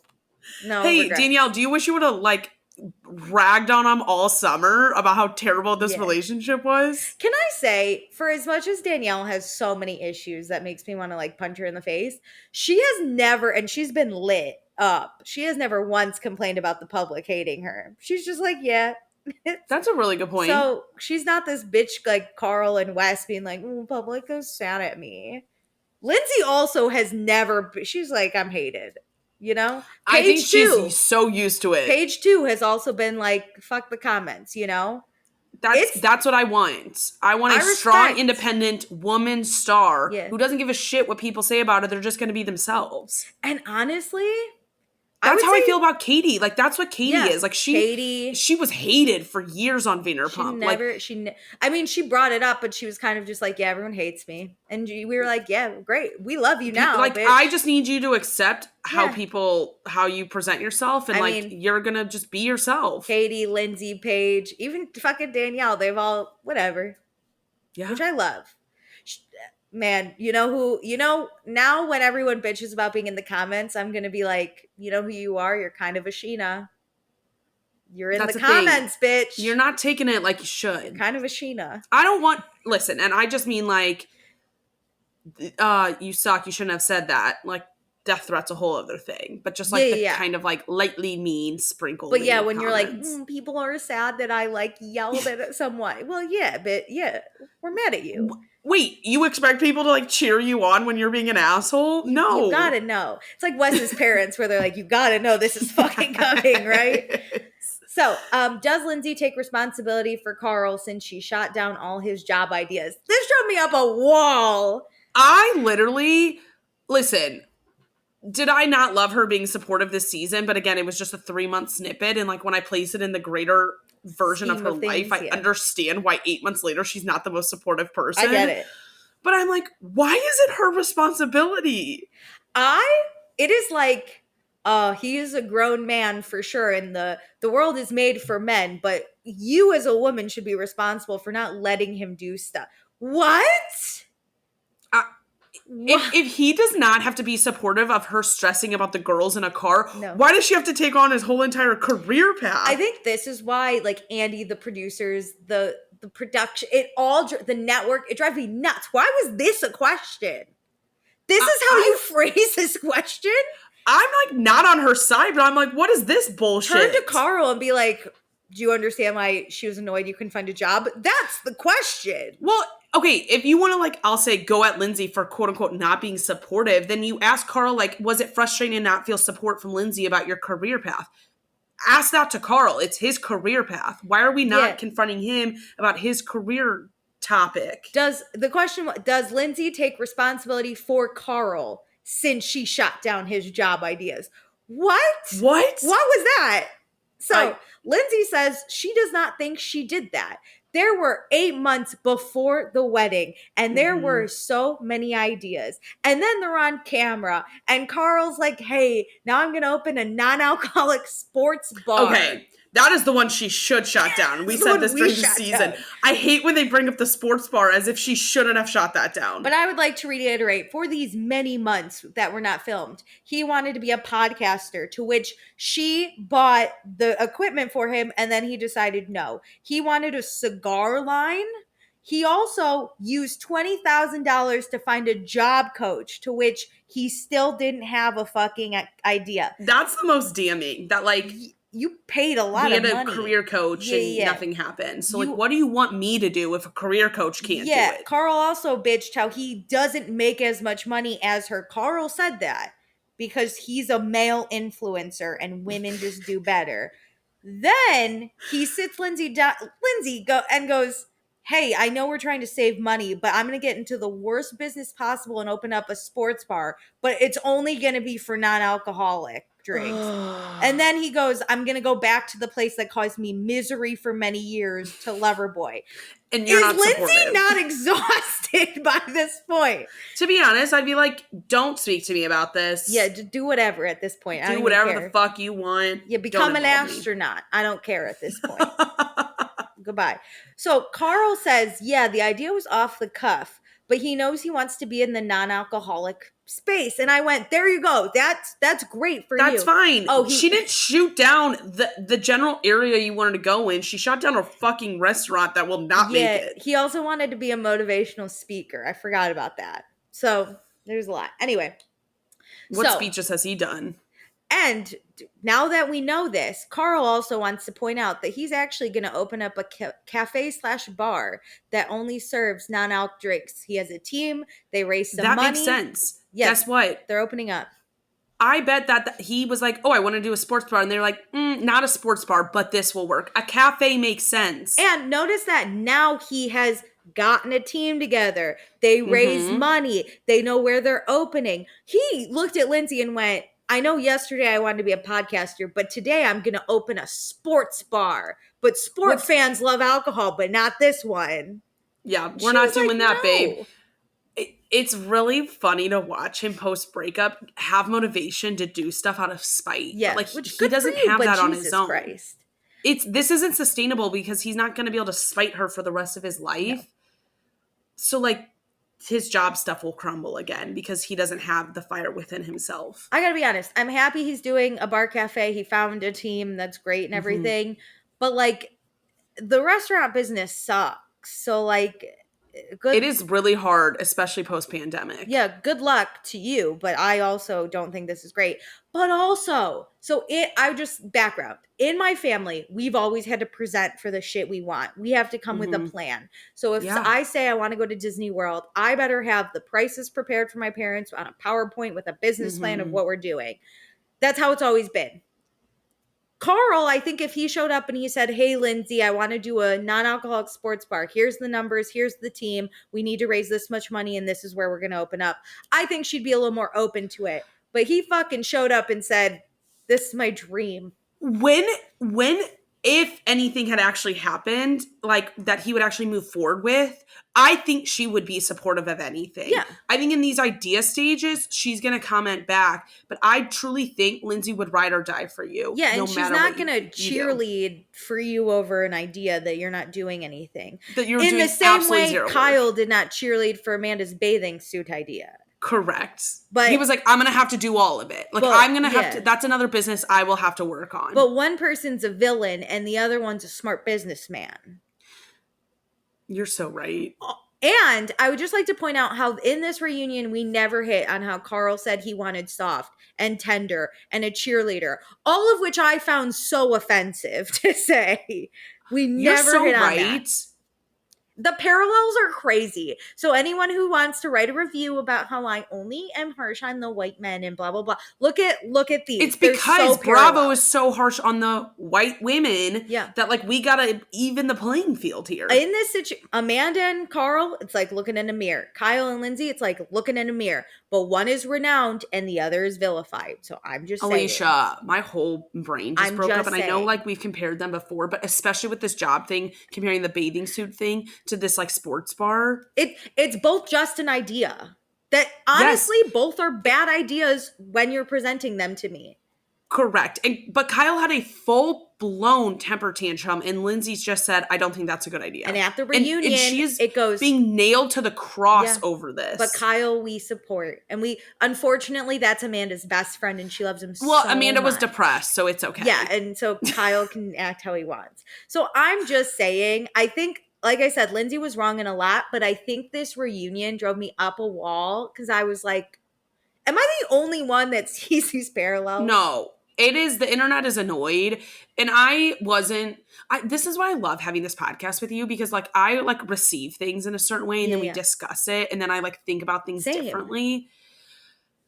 I feel better. I think I hate this, but I feel better. I like how we can do that. Like, to give you props, I do ride really hard for Lindsay, and then I talk to her, I'm like, no, she was wrong. You're right. I can't say she wasn't. I feel like we have a good middle ground on like Lindsay especially. Yeah. Because we're able to like talk through, because she has her moments and she should like eat crow for like questioning Carl's sobriety. And but at the same time, again, why is his career her whole fucking responsibility? Take responsibility for Carl. Yeah, no. So Lindsay says like, the ideas are fine, but it was many months of ideas. Yes. And Carl says he says he was bringing in the money because they did get money for being on the show. I don't think she should look down on him because he's making $30,000 less than him. No. And I said that during the season. Yeah, I agree. But Lindsay was like, yeah, but what happens when the show goes away? What about the wedding? Exactly. Kids are expensive. And Lindsay on a podcast I saw, I think she articulated it better, where she said like, okay, when she has kids, if she wants to take a few months or a year off, she should have the right to do that and not be worried that Carl isn't making the same amount of money. Like, she's the one that like, just can't cover her lack of income, whether it's like they save for it because they're both working towards it early on, or his entire salary while she is not working can cover them. Yeah, and whether that means taking full time off influencing or just doing that, she's like, and Lindsay's, yes, this is way in the future, right? But that's who Lindsay is. She's a fucking planner. So she's looking at it like, will you be able to support me if I choose to take time off? But in the season, like, they're getting married. This is a real thing. If she wasn't thinking about this, I'd be concerned.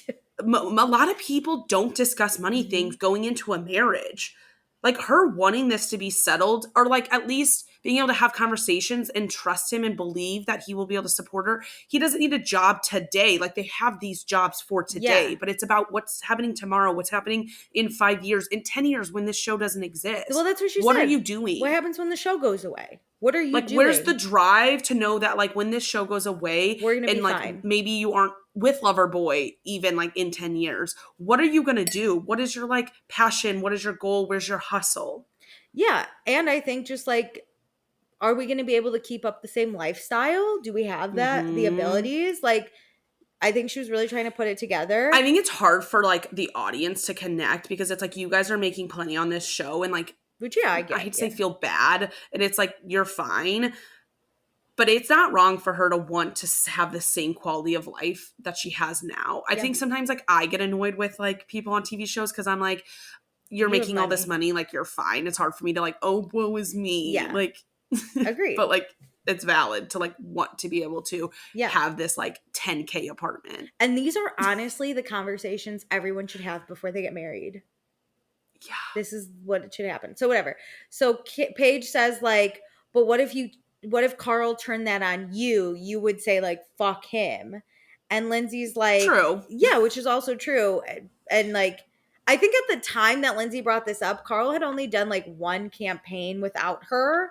And she had done a ton because they did a lot. They didn't really like hit on that. I think she talked about that in a podcast too, where like the only campaign he brought in for himself was one. A lot of other money he got was them doing it as a duo, which is great. Like, no shade on Carl for doing a duo post or like an ad together. Like, but where's the hustle of him alone?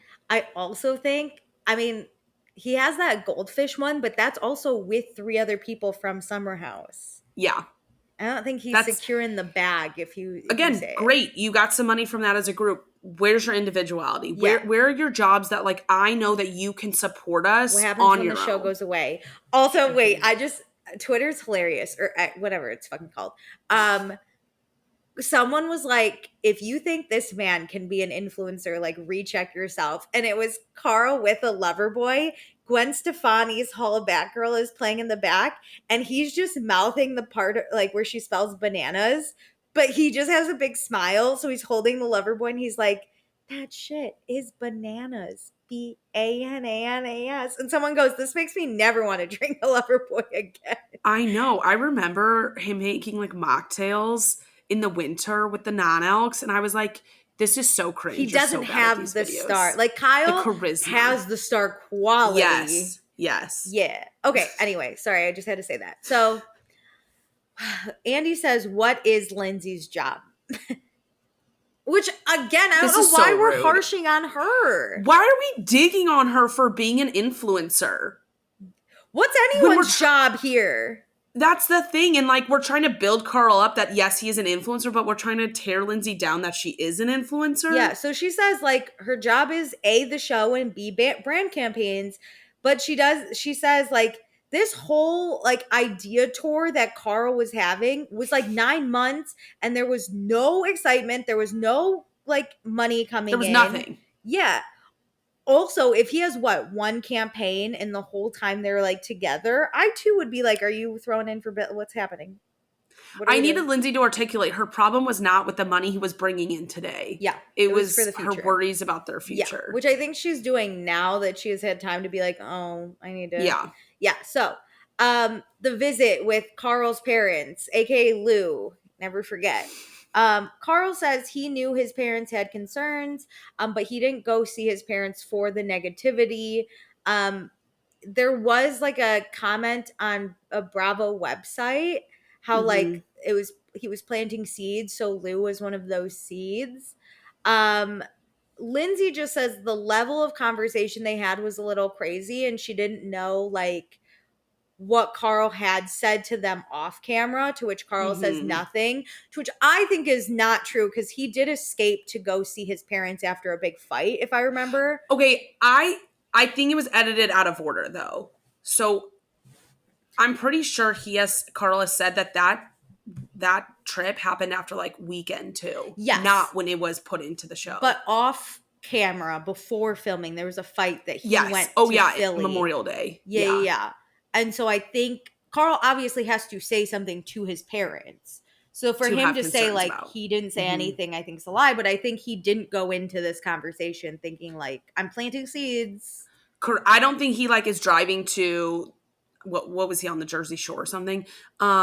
Saying like, hey, Mom and Lou, like, this is what I want to talk about on camera. I don't think he said anything. Here's the background. I think he was like, hey, I'm coming. We're going to film a scene. You know, like, Lindsay and I obviously have the wedding coming up. So, like, that's a topic of conversation. Just like in general, Lindsay and I. I don't think what we would discuss whether there was a camera there or not. Yeah, but I don't think you realize A, how much your parents know, and B, that in the off camera when you're saying stuff, your parents hold on to that. Like, even my sister could tell me something like, oh, 4 years ago this guy hurt her and now I hate that man. It doesn't matter. That's always going to be on my topic. Yeah, for Lindsay, it's like, I don't like that you were having these conversations with your parents, whether it's on camera or off camera. Like, you weren't giving your parents too much information. Yeah. So Andy's like, I don't think Carl was producing that, and Lou was like that good an actor, which again, I don't know. But Lindsay's also like, I barely know Lou, so maybe. I was like, it's just, who knows? It's just weird that you guys are talking about this. Yeah, to this extent. But then Danielle brings up, she says, like, did this though, Carl, have an impact on you? Because like, it's your parents basically saying like, this isn't a good relationship. And if that's the case, then like, this is a big issue that you need to bring up to Lindsay. But if it had no effect on you, then it's like, sure, you can ignore it, which is what Carl did for a long time, was ignore it. And so Carl says like, it did make him think, but he thought they were committed to making this work. I was like, you guys were very committed to making this work, because it was terrible. Yeah. Carl really needs to do some work on how he processes things that happen in his life, and he communicates which I think he knows. I think he's aware. But I don't think he'll do anything about it. No, I think it's okay. I only know this because I've been watching The Perfect Match, and that guy Harry Jowsey's on it, and I've heard he sucks. Oh my God. People are mad at him. But he's going to therapy. Oh my God. So he comes on and he goes, I've been going to therapy. And he goes, am I going to use it? No. And I'm like, that's Carl. Carl's like, I know what I need to do, but I'm not going to do it. Like, if somebody told me that Carl has baggage, I would not say it's his sobriety. I would say it's his communication issues. Oh, for sure. I don't care if you're sober, dude. The way you talk to me, that's issue numero uno. Oh my God. So, the final weekend in the house, Carl told Lindsay he was having second thoughts about getting married. And Lindsay had said that she has nothing left. And Lindsay clarified she had nothing left in the tank to like fight about. To like fight with him that weekend. She was emotionally exhausted. They're trying to use so much against her. And I'm like, no, like, her saying things is not weird. Dude, like, the things she was saying in that context was not weird. I'm exhausted. And I'm not even in it. Like, Annie is trying to prove that she wasn't blindsided. And again, I don't think she's blindsided by the relationship truly ending. She was blindsided in that moment. Yeah. Like, why are we trying to mince words that she said, like, the last 2 weeks to be like, you weren't blindsided? Yeah. So Lindsay says because after Carl said he was having second thoughts, but then Carl said he's really committed to figuring this out. And then 3 days later, he ends it. So she was just kind of like, what the fuck? Yeah. Lindsay you said you were worried. Then you said you're good. I believe that you were good. Yes. And Lindsay thought there would be an off-camera conversation to like talk about it, like how they were feeling, but they hadn't talked for 3 days, and then cameras showed up. And then Lindsay says, like, if you're committed to marrying someone, it doesn't get swept away in 2 weeks, 2 months, which I think this has been an ongoing fucking thing for a while. This is where I disagree with Lindsay, and we will never see it the same way. She's like, it doesn't just crumble in 2 weeks. And I'm like, babe, it was crumbling for like a year. I think it's crumbled for a long time. But if you think it was 2 weeks, we got other problems, but like, we don't have time to sort this out. And then Carl goes, what's the playbook on crumbling? And I was like, both of you. I actually cackled. I was like, Lindsay, yeah, there's no right way to end your engagement. Also, you could crack things for me in a day. You tell me you cheat on me, cracked, crumbled, we're done. I'm out. Nah. Yeah. Listen, I think Lindsay and Carl will never see eye to eye on like putting this on camera, and that's okay. And that's okay for like the fan base to be like, you should have never done that to her. Like Gabby is like, you should have never done that to her. I'm pro off camera. Yeah. I'm pro it happened and we just got to move on. You know, like I don't want to like burn him at the stake because he ended up doing this on camera. Like, you can't take it back. I mean, I'm split. As a fan, do it all on camera. As a person, I see how it just happened, though. Yeah. But like as a if this was me, if I'm getting broken up with on camera, I would I'm never get devastated. over this. I'm blindsided. I'm shocked. I'm so terrified. Listen, there's a perfect way to do everything in life. Like the perfect way for Carl to do this was A, to slowly figure this out sooner, but B, not on camera and like have this conversation with Lindsay, and then they would like film a breakup for camera because like it does have to be on something has to be on camera. If I'm Carl, fuck yeah, I'm doing it on camera. Are you kidding me? That's the thing. I'm like, you crazy. He's a dick for doing this on camera, but like I would be Carl if I was Carl, and I would be Lindsay if I was in Lindsay's boat. Yeah, and I'd be the producers if I'm in the producer. You know, there is no perfect way to do this, honestly. There's no perfect way. Everybody's feelings about this make 1,000% sense. Yeah. So, nobody, like, their feelings are wrong here. Yeah, so Amanda is like, there's no right way to break up. And Gabby's like, and Gabby, of course, is like, not on camera, and I'll die on that hill. And that's fine, because she's Lindsay's friend, so she's going to think that. Whereas Kyle's going to say, like, Lindsay's crazy, so you should do it on camera. Lindsay sucks. We needed documentation. Yeah, listen, I would feel all these no matter, it's always different no matter whoever's shoes I'm literally in. That's who I agree. Totally understand their feelings. Listen, I'm Sheena. I'm flip-flopping all over this fucking place. Yeah, hell yeah. I'm Sheena. I am on everyone's side. I'm not even flip-flopping. I am sliding through, hitting different spots. I'm on a slide through all their emotions and feelings. Yeah, lazy river my ass around and around. So the house says it feels like Lindsay and Carl fought all summer because it was always like really tense. So I felt that like through the screen. That would have been terrible. Yeah. So what made Carl have that last conversation with Lindsay? Carl says he didn't know what was going to happen. He was trying to be honest and vocalize what needed to be vocalized. He says that cameras didn't really, because Andy's like, how did the cameras make you feel? And Carl's like, we've been doing this for 8 seasons. I don't really see the cameras, which I fully believe. I believe he went into that, had no ideas in his head, nothing. And he just started word vomiting and it came out. I think in the last 2 weeks, he was coming to that he did not want to be in this relationship, but I don't think he was like, I'm going to go into that conversation and end it. No. I think he finally got so fed up that he ended it. Agreed. Yeah. So Lindsay says it wasn't like a real life conversation. He had made that decision and he told that decision, and that's why he called producers, which I don't totally agree. But again, if I'm Lindsay, I'm like, you did this on purpose, bitch. That's the thing. You put this on camera. This was a setup. I know you're out to get me. She will die on that hill, and this is where I will never see eye to eye with her. Unless it was you. Agreed. That's true. Me and Lindsay's little shoes and her little dress, I'm like, fuck you. But from a high level perspective as a viewer, I do not think Carl literally called production and said, get your, a la Ariana, get your cameras here. Let's film this. Yeah. The more I think about it, the more I don't think Carl called producers, but I think producers reached out, and I'm sure Carl was like, we're going to have a conversation. But I do think he probably didn't want to communicate with Lindsay. Like, he was like, we'll just do it on camera, which I think was also he wrong. Withheld from Lindsay, before that conversation to put it on camera, but he is not masterminding this plan. No, like, I think he probably should have talked to Lindsay before the camera showed up. Here's what it is. He didn't call production to come do that, but he capitalized on production coming and doing He's like, I'm safe here. Yeah. Mm-hmm. So Lindsay said she's not arguing that they should share their whole lives on camera, but like what he did on camera was terrible. Mm-hmm. And Andy was like, well, it's not terrible, though, because you need to share your lives. And I'm like, no, it's terrible for her, though. She's allowed to be upset. Yeah. And we are allowed, and Andy in production is allowed to be like, we want this on camera. Yeah, like, I'm thrilled as a viewer, but like, I get where I, too, would be like, she gets to be mad. Terrible. So Lindsay says, this is the biggest decision, and you're building something, and like, she thought like their respect as friends went beyond the show, which I think that's where it's like extra hurtful. And that's where I remembered that they were friends, because I was like, I always forget that you guys like were friends. Yeah.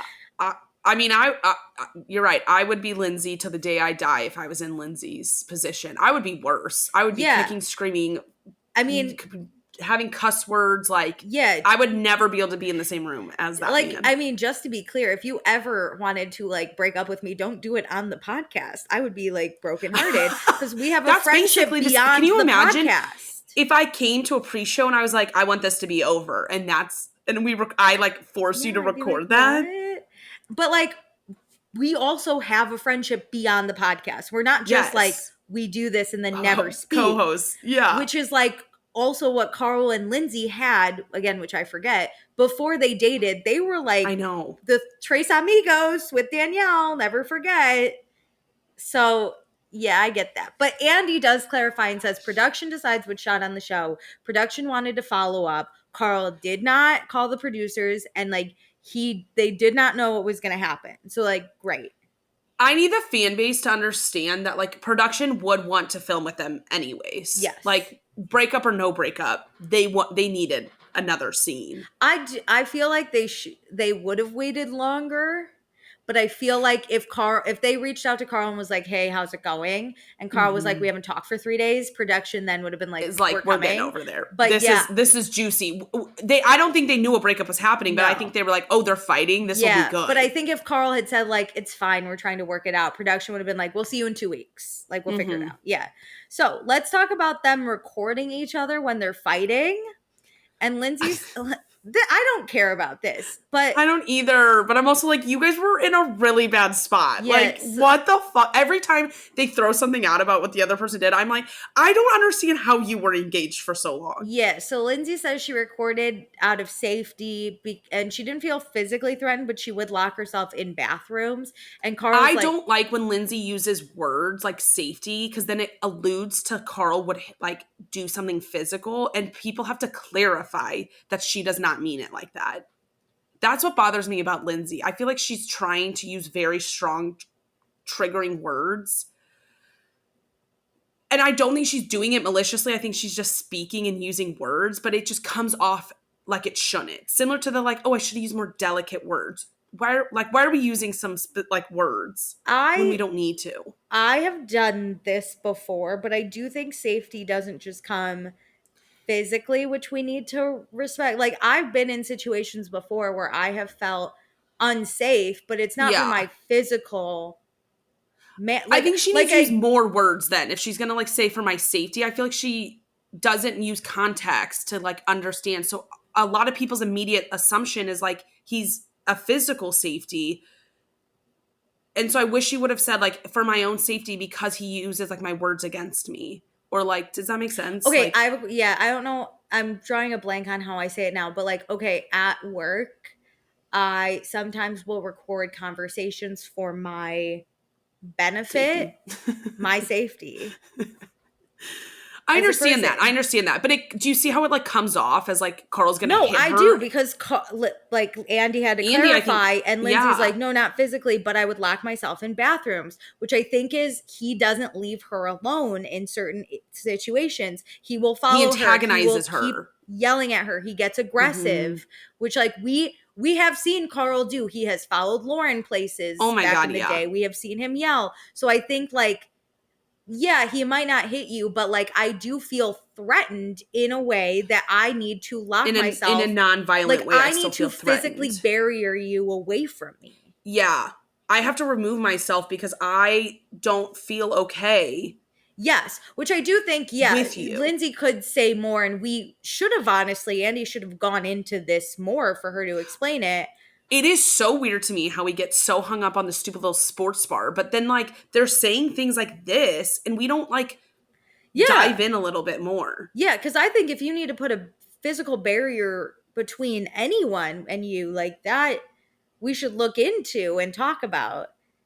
But we don't go into it. And then Carl says he also has locked himself into the guest bedroom. And I'm like, what are you two doing? Annie made a comment of like, and you two wanted to marry each other. I needed more of a like, why were you guys together so long? Yeah. What are you guys doing? What were you guys doing? Were you guys ever happy? Yeah, what was happening? There, I need that. So what happened after the breakup? Lindsay was blindsided, but watching it back, she feels like he was planning the breakup. And this is what Kyle and Amanda become peanut gallery, which showed me up a wall. And they're like, of course you felt that way. Like, there's no way he did that. And she was like, I feel like Carl was laying the groundwork to villainize me. I think Carl didn't mean to do that, but I think he accidentally did it, like subconsciously. Yes. I think he like slowly awakened to not wanting to be with her and was figuring it out while being on camera. Yeah. I think he like accidentally did it and he's like, whoops, you know? I think literally, let's be honest, Carl has no hustle to do anything like this, to purposely do something like this. It accidentally happened and she was villainized. Yeah. Whoops. Which sucks. Yeah, but it sucks whether he meant to do it or not. I'm not even watching it back if they would let Carl talk, because Amanda and Kyle are the ones speaking now. I think Carl could have also been like, I didn't mean to, but it happened. Whoops. But no, instead Kyle and Amanda are up in arms about this comment. And then Andy says he actually could have seen Lindsay ending it because Carl was sending her a lot of mixed messages.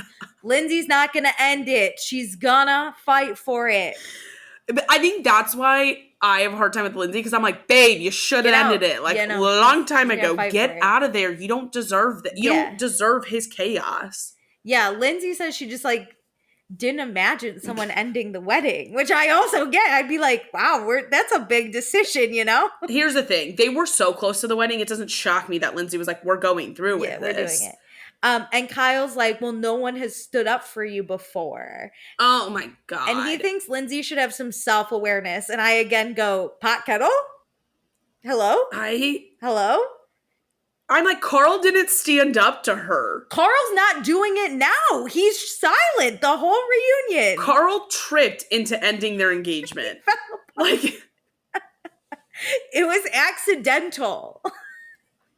Like, let's not give him props because he didn't do anything. Also, he accidentally did this all. I mean, if any proof that Carl doesn't stand up to Lindsay, Kyle's doing all the talking. So, whatever. So, Lindsay says she does have self-awareness, but she's not going to lie about how she was feeling. She felt blindsided and she didn't know half this shit existed because he didn't communicate it with her. And I went, yeah, probably. So, Kyle says he just doesn't like how Lindsay handled it in the press. So he's amped today. And Lindsay says, you can be amped, but don't be nasty. Yes. And I was like, wow, she has been in therapy. She's kind of good at this.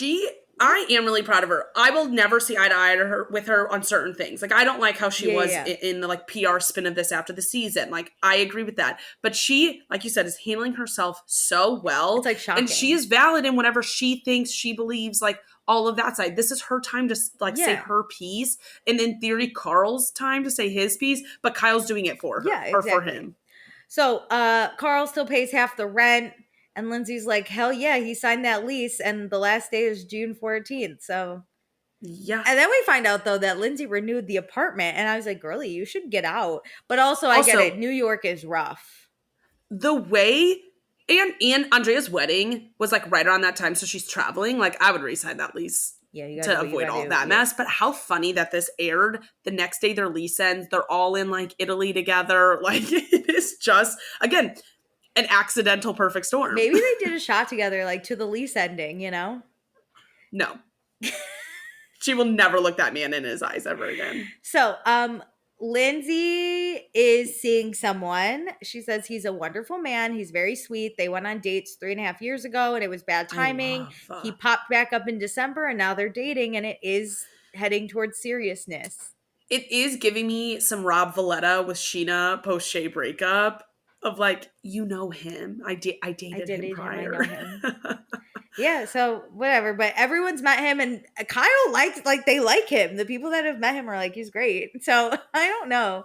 But he hasn't seen the show. Which whatever. Mixed feelings. Fine. So but Lindsay's done planning and timelining, which I was like, I think that'll really help you, girl. I don't believe her, but say what you want. I hope so. So Carl wishes Lindsay the best. Is there any part of Lindsay that thinks Carl did her a favor? And Lindsay says that the the decision Carl made was the best decision for her, but she doesn't agree with the way he did it, especially with like the level of friendship they had. But she did miss her friend at like the beginning of everything, but not anymore, which I think Annie and like Kyle are like trying to get Lindsay to say thank you to Carl for breaking up with her, and it is so weird. I think she said it pretty well, where she was like, I think the decision is the best for me, but I'm not happy with how it happened. And I'm not happy that you broke up with me. That's not like fun, but like I am okay now. Yeah, I've never thanked an ex for breaking up with me. No, and I wouldn't want them to thank me for breaking up with them. That's just weird. That would be weird. Can you imagine? They're like trying so hard to make like Carl like the hero in this all. I think it was the right decision. I think everyone can agree on that. Yeah. Lindsay and Carl included, but she doesn't need to be like, thanks for ruining my life. Yeah, it was great. Yay! So, we broke up. Carl says he misses Lindsay, but knows he made the decision, but she's been a great support system to him. I think in the sobriety, because she has. And then he says he hasn't hooked up with anyone since Lindsay, which, quote, that's embarrassing, end quote. But that's where his head is at, because he's hurt someone that he cared about. You're not a martyr because you haven't moved on. Well, for him to be like, I haven't hooked up with anyone since, and like, that's embarrassing. And everyone to be like, no, it's sweet. It's what? Not. No one cares. I don't care if you've hooked up with 12 people or 0. Like, get over. You're single. I don't care what the fuck you're doing with your life right now. Like, I'm not going to feel bad for you because you haven't gotten your That annoyed me so much. It was a weird comment. It was a weird comment. Well, I'm kind of happy it happened because I tend to end up being on Carl's side because I end up being anti-Lindsay, not really on Carl's side. But then I like hear that and I'm like, fuck you. I'm on nobody's side again. Well, do you think like he was also trying to be like, Lindsay moved on so fast and I'm just here celibate now, sober and celibate. Everything I think Carl does is to be a dig at Lindsay, to be like, I'm not out in these streets moving on 4 months after. Well, I also think he saw, the cast of Vanderpump Rules was like, Ariana's moved on so quick. Maybe he thought like, yeah, so did Lindsay, but I don't care. I don't care if you and then him like paying the rent and like not living there. Like I vacated the apartment. You're not a hero. You're on the lease, bro. You're the one that ended shit too. You should have gotten married if you were that concerned about that lease. Here's the thing. We like rail on the men on Vanderpump Rules because they do shitty things. But I'm not going to praise you for doing what is expected of you. Yeah, for doing the bare minimum. You should just do it. I'm not going to give you a pat on the back because you moved out of the apartment and you haven't slept with somebody. What? Wasn't it Paige that said the bar is so low for these men? Yes. So Carl apologizes for how it was handled. And he says he appreciates how Lindsay has handled herself today because he thought it would be very different. He thought Lindsay was going to burn him to the ground.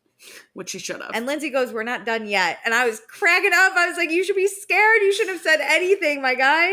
Oh, my God. But no, I think the best case for Carl is Lindsay has moved on and is in a better relationship because she's not going to be as mad.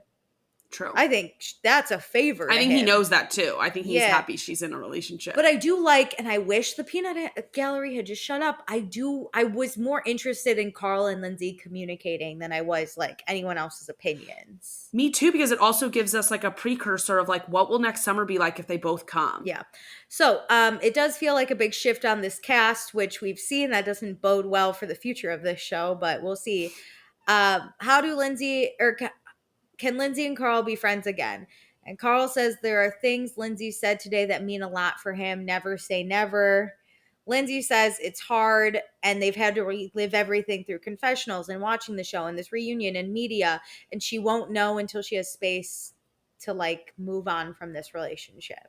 Well, you've got like a month before we start filming. I think that's fair. I think Carl came in with the idea that Lindsay is going to be the worst. And when she wasn't, he was like, oh, interesting. Okay. And then I think Lindsay is like, I haven't gotten out of this spot yet. Like, I can't be I your am friend. still in this You're breakup. Still my ex. And like, what is life going to be like when this breakup is finally, the chapter is closed? Like, the book is over between us because now this is all aired. We've done the reunion. Now we can actually move on. For funsies, since the rest of the cast will probably do a whole like get over it faster, be friends. We should bring everyone's ex back and put them in the house for a weekend and see how they do. Oh my God. Just for funsies. Or like their significant other's ex. Like I want Kristen Cavallari in that house so Paige and Craig have to deal with it. I think Paige would fangirl. I think she'd That's be like, true. oh my God, I'm obsessed. But yeah, bring someone awkward. Let's see how you fend. So Or like on Southern Charm, like Craig and Paige like hated the Naomi of it when she came back for a season. Yeah. It was like uncomfortable. Yeah, imagine living with them, with Naomi. It would be crazy. So, can this same group of people send it again? And Kyle says it's a great group of friends. And Paige is like, we had everyone in the bed. And then she's like, Lindsay even slept in my bed once. Which I can't believe we didn't see that. I don't think Paige and Lindsay will ever be friends, but I hope one day they become like good acquaintances where they just team up, you know? I hope they have, like they my hope is always to have a summer like they did. Where like they chit chat about some things, but they always are sitting around in a girl group. But they don't need to be the best of friends. But like when you come into the kitchen and like Paige is there and that's the person you vent to first, like that's what I want it to be at is like you're able to vent and talk to each other because that's the first person you saw after something happened. That's what I want. I loved the girls this season. Yeah. So then we cut Kyle's mullet and Andy just does a fucking terrible job. Oh my so God, that's how that was so bad. It was terrible. That's how we end it. So we talked a lot, but it was a reunion. I think there is gonna be a new season. Peace with all of this. Yeah, I think this show, as far as this cast, is maybe on its last leg, similar to like a Vanderpump. But I think they have one good season left. I do too. I think they can always produce a decent season. I just think it's one of those things where you need to know when to call it. Yeah, and I think we need to call this soon. Me too. Okay, so we have some thoughts. Okay. So Tierney says, I just finished watching and I don't really know what to say about the finale. I'm just sitting here shaking my head. Once again, I'm so glad that Lindsay and Carl didn't get married. Kyle and Amanda jumping in and speaking for Carl. I'm glad Lindsay called Kyle out about that because he did keep trying to talk over her. Do I think that Lindsay was trying to do her spin? Of course, but I hate it when this goes for all the shows, won't let the person speaking get their thought out. Yeah. Tierney says, I said this to Meredith earlier this week about Danielle and Paige owing Lindsay an apology for the leaked story, and they never gave it. I think Danielle owes an apology. Yeah, to Lindsay. Mm-hmm. Yeah. I enjoyed the season despite all the Carl Lindsay shit, but that reunion made me second guess even liking it. To end on a positive note, I'm going to say Andrea and Lexi look so fucking beautiful at their wedding. Congrats to them. Love you guys. And even though both live seasons of VPR and Summer House has ended, I'm excited for Summer House, Martha's Vineyard, and whatever else you guys decide to cover, and the revamp of the Patreon. And you keep teasing. Yeah, we're teasing. We have some fun things ahead, so stay tuned. I'm just a little tease. Okay, Lauren says, for such a great season, the reunion, especially part 2, was awful. I don't want to hear Lindsay and Carl talk about their relationship or each other ever again. Bravo continues to support these men, whether they deserve it or not. Sure, Lindsay has her problems, but so does Carl, and I need Andy to shut the fuck up and move on to something else. I like Wes even less after part 2. He didn't say, I forgot Wes was here. I forgot to mention, I literally tagged this in my brain, was like, I need to make a comment about this, that West was dying on that couch, his pit stains, and then he like was fanning himself with one of Andy's cards. I was dying. I was like trying to focus on the conversation, but then I would just see West in the background like dying. Yeah, he was sweaty. Okay, I'll probably like him again next season. The chemistry those two had was amazing, and it's killing all of us to realize that it went nowhere. And for Wes to come out this week and say he actually ended it because he just wasn't into her anymore is shitty. He said that? Oh my God. Oh my God. The pain People need to learn to not speak publicly. Don't do press after the reunion if you don't come out on top, okay? I'm also over the like whole press cycle of stop. of all of these shows. Stop talking on podcasts. The pain of a guy dismissing that kind of chemistry is too much. The universe owes Sierra. Oh, for karma better be real, because Sierra's about to get a lot of good karma. Bring Karma Brown back. Oh, she needs to put in some work. Karma Brown. Lauren ends and says, thanks for being with us for the Summer House journey this year, ladies. Can't wait for what you have coming up next. No, thank you for being with us. Thank you. Lindsay with an I says, I like how Jesse called out Paige for the leg touching, and they did a touch count. Love them joking about him hitting on her. Like all of them saying, like, good for you. Jesse and Paige both handled it so well, and it made the episode for me. Yeah, because the rest of the episode was tough. You're right, Lindsay with an I. That was great. It's also funny to watch Jesse Solomon like basically light flirting with Amanda on social media. Oh my God. Amanda needs to divorce Kyle and date Jesse. That's the best she's ever been treated. That would be a plot twist. Yes, that would be a good season. Kyle would really have a tantrum because he would lose her for the business and personal. And for the man. What if she kept working for Loverboy, but because she's what if she went? No. What if she went and worked for Spritz Society and became their like creative director? Oh my God, can you imagine? Incredible. This fanfic I'm writing in my head about Amanda's Someone life. write it for me. Incredible. Okay, and then Tonette says, I think after Andy moved on from Sierra and Wes and went to the break, Wes texted Sierra. Oh, this is where I saw it. And while she was reading it, we hear Paige say he doesn't give a fuck about you. If Paige doesn't keep some comments to herself, I can see a remake of the Hannah Luke fiasco happening in the upcoming summer between Sierra and Wes. Oh my God. I didn't even think about that. What love. I think Sierra is going to have a hard time trying to ignore and not fuck Wes again. He's very attractive and funny and has swag. Damn. Paige and Hannah was wild too. Mm-hmm.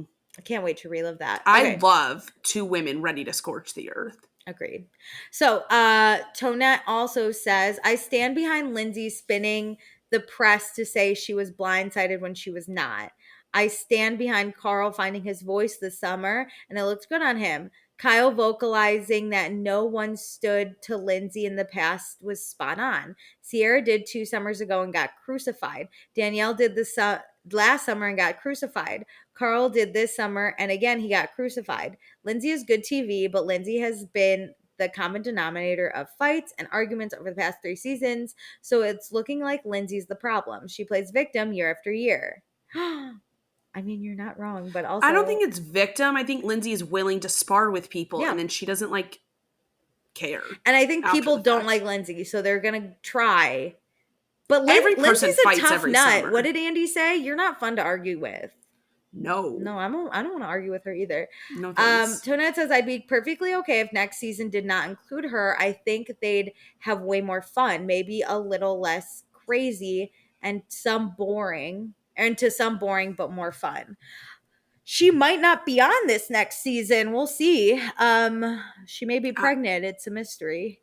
There are multiple things I can't wait till like October to know is like what's going on with Vanderpump. If they are going to film, aren't going to film, who's on that cast and who is on this Summer House cast. Like I can't wait for photos to start coming out about the Summer House filming because it was picked up. We know Summer House is filming. We know Summer House was picked up. I think there's the rumor that Lindsay's not going to film because she's pregnant. Where do you sit on that rumor? I can't decide. I don't know, honestly. I think maybe she is. I've come to the conclusion that I am on the Lindsay's probably pregnant side, but I still would weirdly want her on my TV. But I don't think that'd be appropriate. Yeah. Because she publicly said that she wasn't, is the only reason I'm like, oh, that's right. She went on that podcast and literally said, I am not. Yeah. But when was and there's been a lot of things being submitted to Dumois about this cast that I'm like, I'm annoyed at this point. Yeah, I don't know. Listen, if she's not, I hope she is on the next season because I do think she's good TV. And I've said this before. I don't care. I appreciate Carl and his sobriety journey, but like as a person who loves the drama, it's not. I want Lindsay drunk. I want Lindsay drunk and having fun in her best era. Carl like dating or like whoa, poor is me. I'm going to like take time for myself. I don't want that journey on my screen. Yeah, happy for you. I don't want it. I'd also be interested to see Lindsay in a healthy relationship. I don't think she would ever put her relationship on screen again. No, but she'd be in a healthy relationship. And I'd be interested to see how she acts. I also think I think the girls' gang means so much to me because they had always been like two separate parts. So coming together meant a lot. And I think if we lose Lindsay, I don't want to say the girls will mean less to me, but I think that's really a big step, is like including Lindsay in the conversation. Yeah. And I liked that. Because I feel like we eased into Lindsay being into this girl group this summer. And so to really be in it I wanna, like, next summer would be great. Like, and I think Vanderpump Rules, we expected the girls group, and when we didn't get it, it was like, wait, what the fuck? But this, I never expect the girls to be on the same page. So to see it, I was like, this is the best of my life. Yeah. That's where I stand. But yeah, any hopes, any dreams for next season? I have no hopes, no dreams. I just want to start seeing stuff coming out. I'm about to move to the Hamptons just so I could stalk them. Oh, I'm stalking the hell out of their Instagrams. So we'll see. There has also been drama with Craig and Paige. Well, not drama for them. Drama the internet's trying to make. I just wanted to mention it. Paige is currently, I think, in Italy for her family vacation. Craig is opening a store in Nashville, and everyone was really coming at Paige being like, why couldn't she show up late to her family vacation and like support Craig? Because I think Craig's supposed to fly out later. And I would just like to say, because then people were like, she really doesn't love him or care about him. She's going to break his heart. I was like, Italy, or my boyfriend's opening in Nashville? I'm going to Italy. And it's like his like second or third store. I just feel like it's not that like, if it was his first store, you could maybe convince me a little bit more, but like, we're fine. Yeah, we're definitely fine. So just why like are the women required to be the everything for these men's careers? She needs to take responsibility for Craig, I guess. That literally just enraged me. I was feeling so good at the end of this. Well, I just wanted to mention, because I read it and I went, I hope she's drinking an Aperol Spritz laughing at these people and Craig's texting her how much he loves her. That's the best part, is it's other people. Like Craig was even like, I'm going to meet Paige after. So I hope like they're just so happy. But yeah. You know what? Craig needed some time at home alone to study up on pasta types. So yeah, his fucking dumbass. What's rigatoni? That's not even a niche noodle. No. Okay, but it was a great season. Thank you guys so much. I'm trying to think. Stick with us. We're gonna do Summer House Martha's Vineyard. So yeah, and we have a lot coming up soon. We've been discussing a lot of like different things to do, as was teased, like a Patreon revamp. So we'll see what happens. But stick with us. I think that you will be pleasantly surprised. Yeah, a lot going on here in 2024. Thanks for joining. Bye.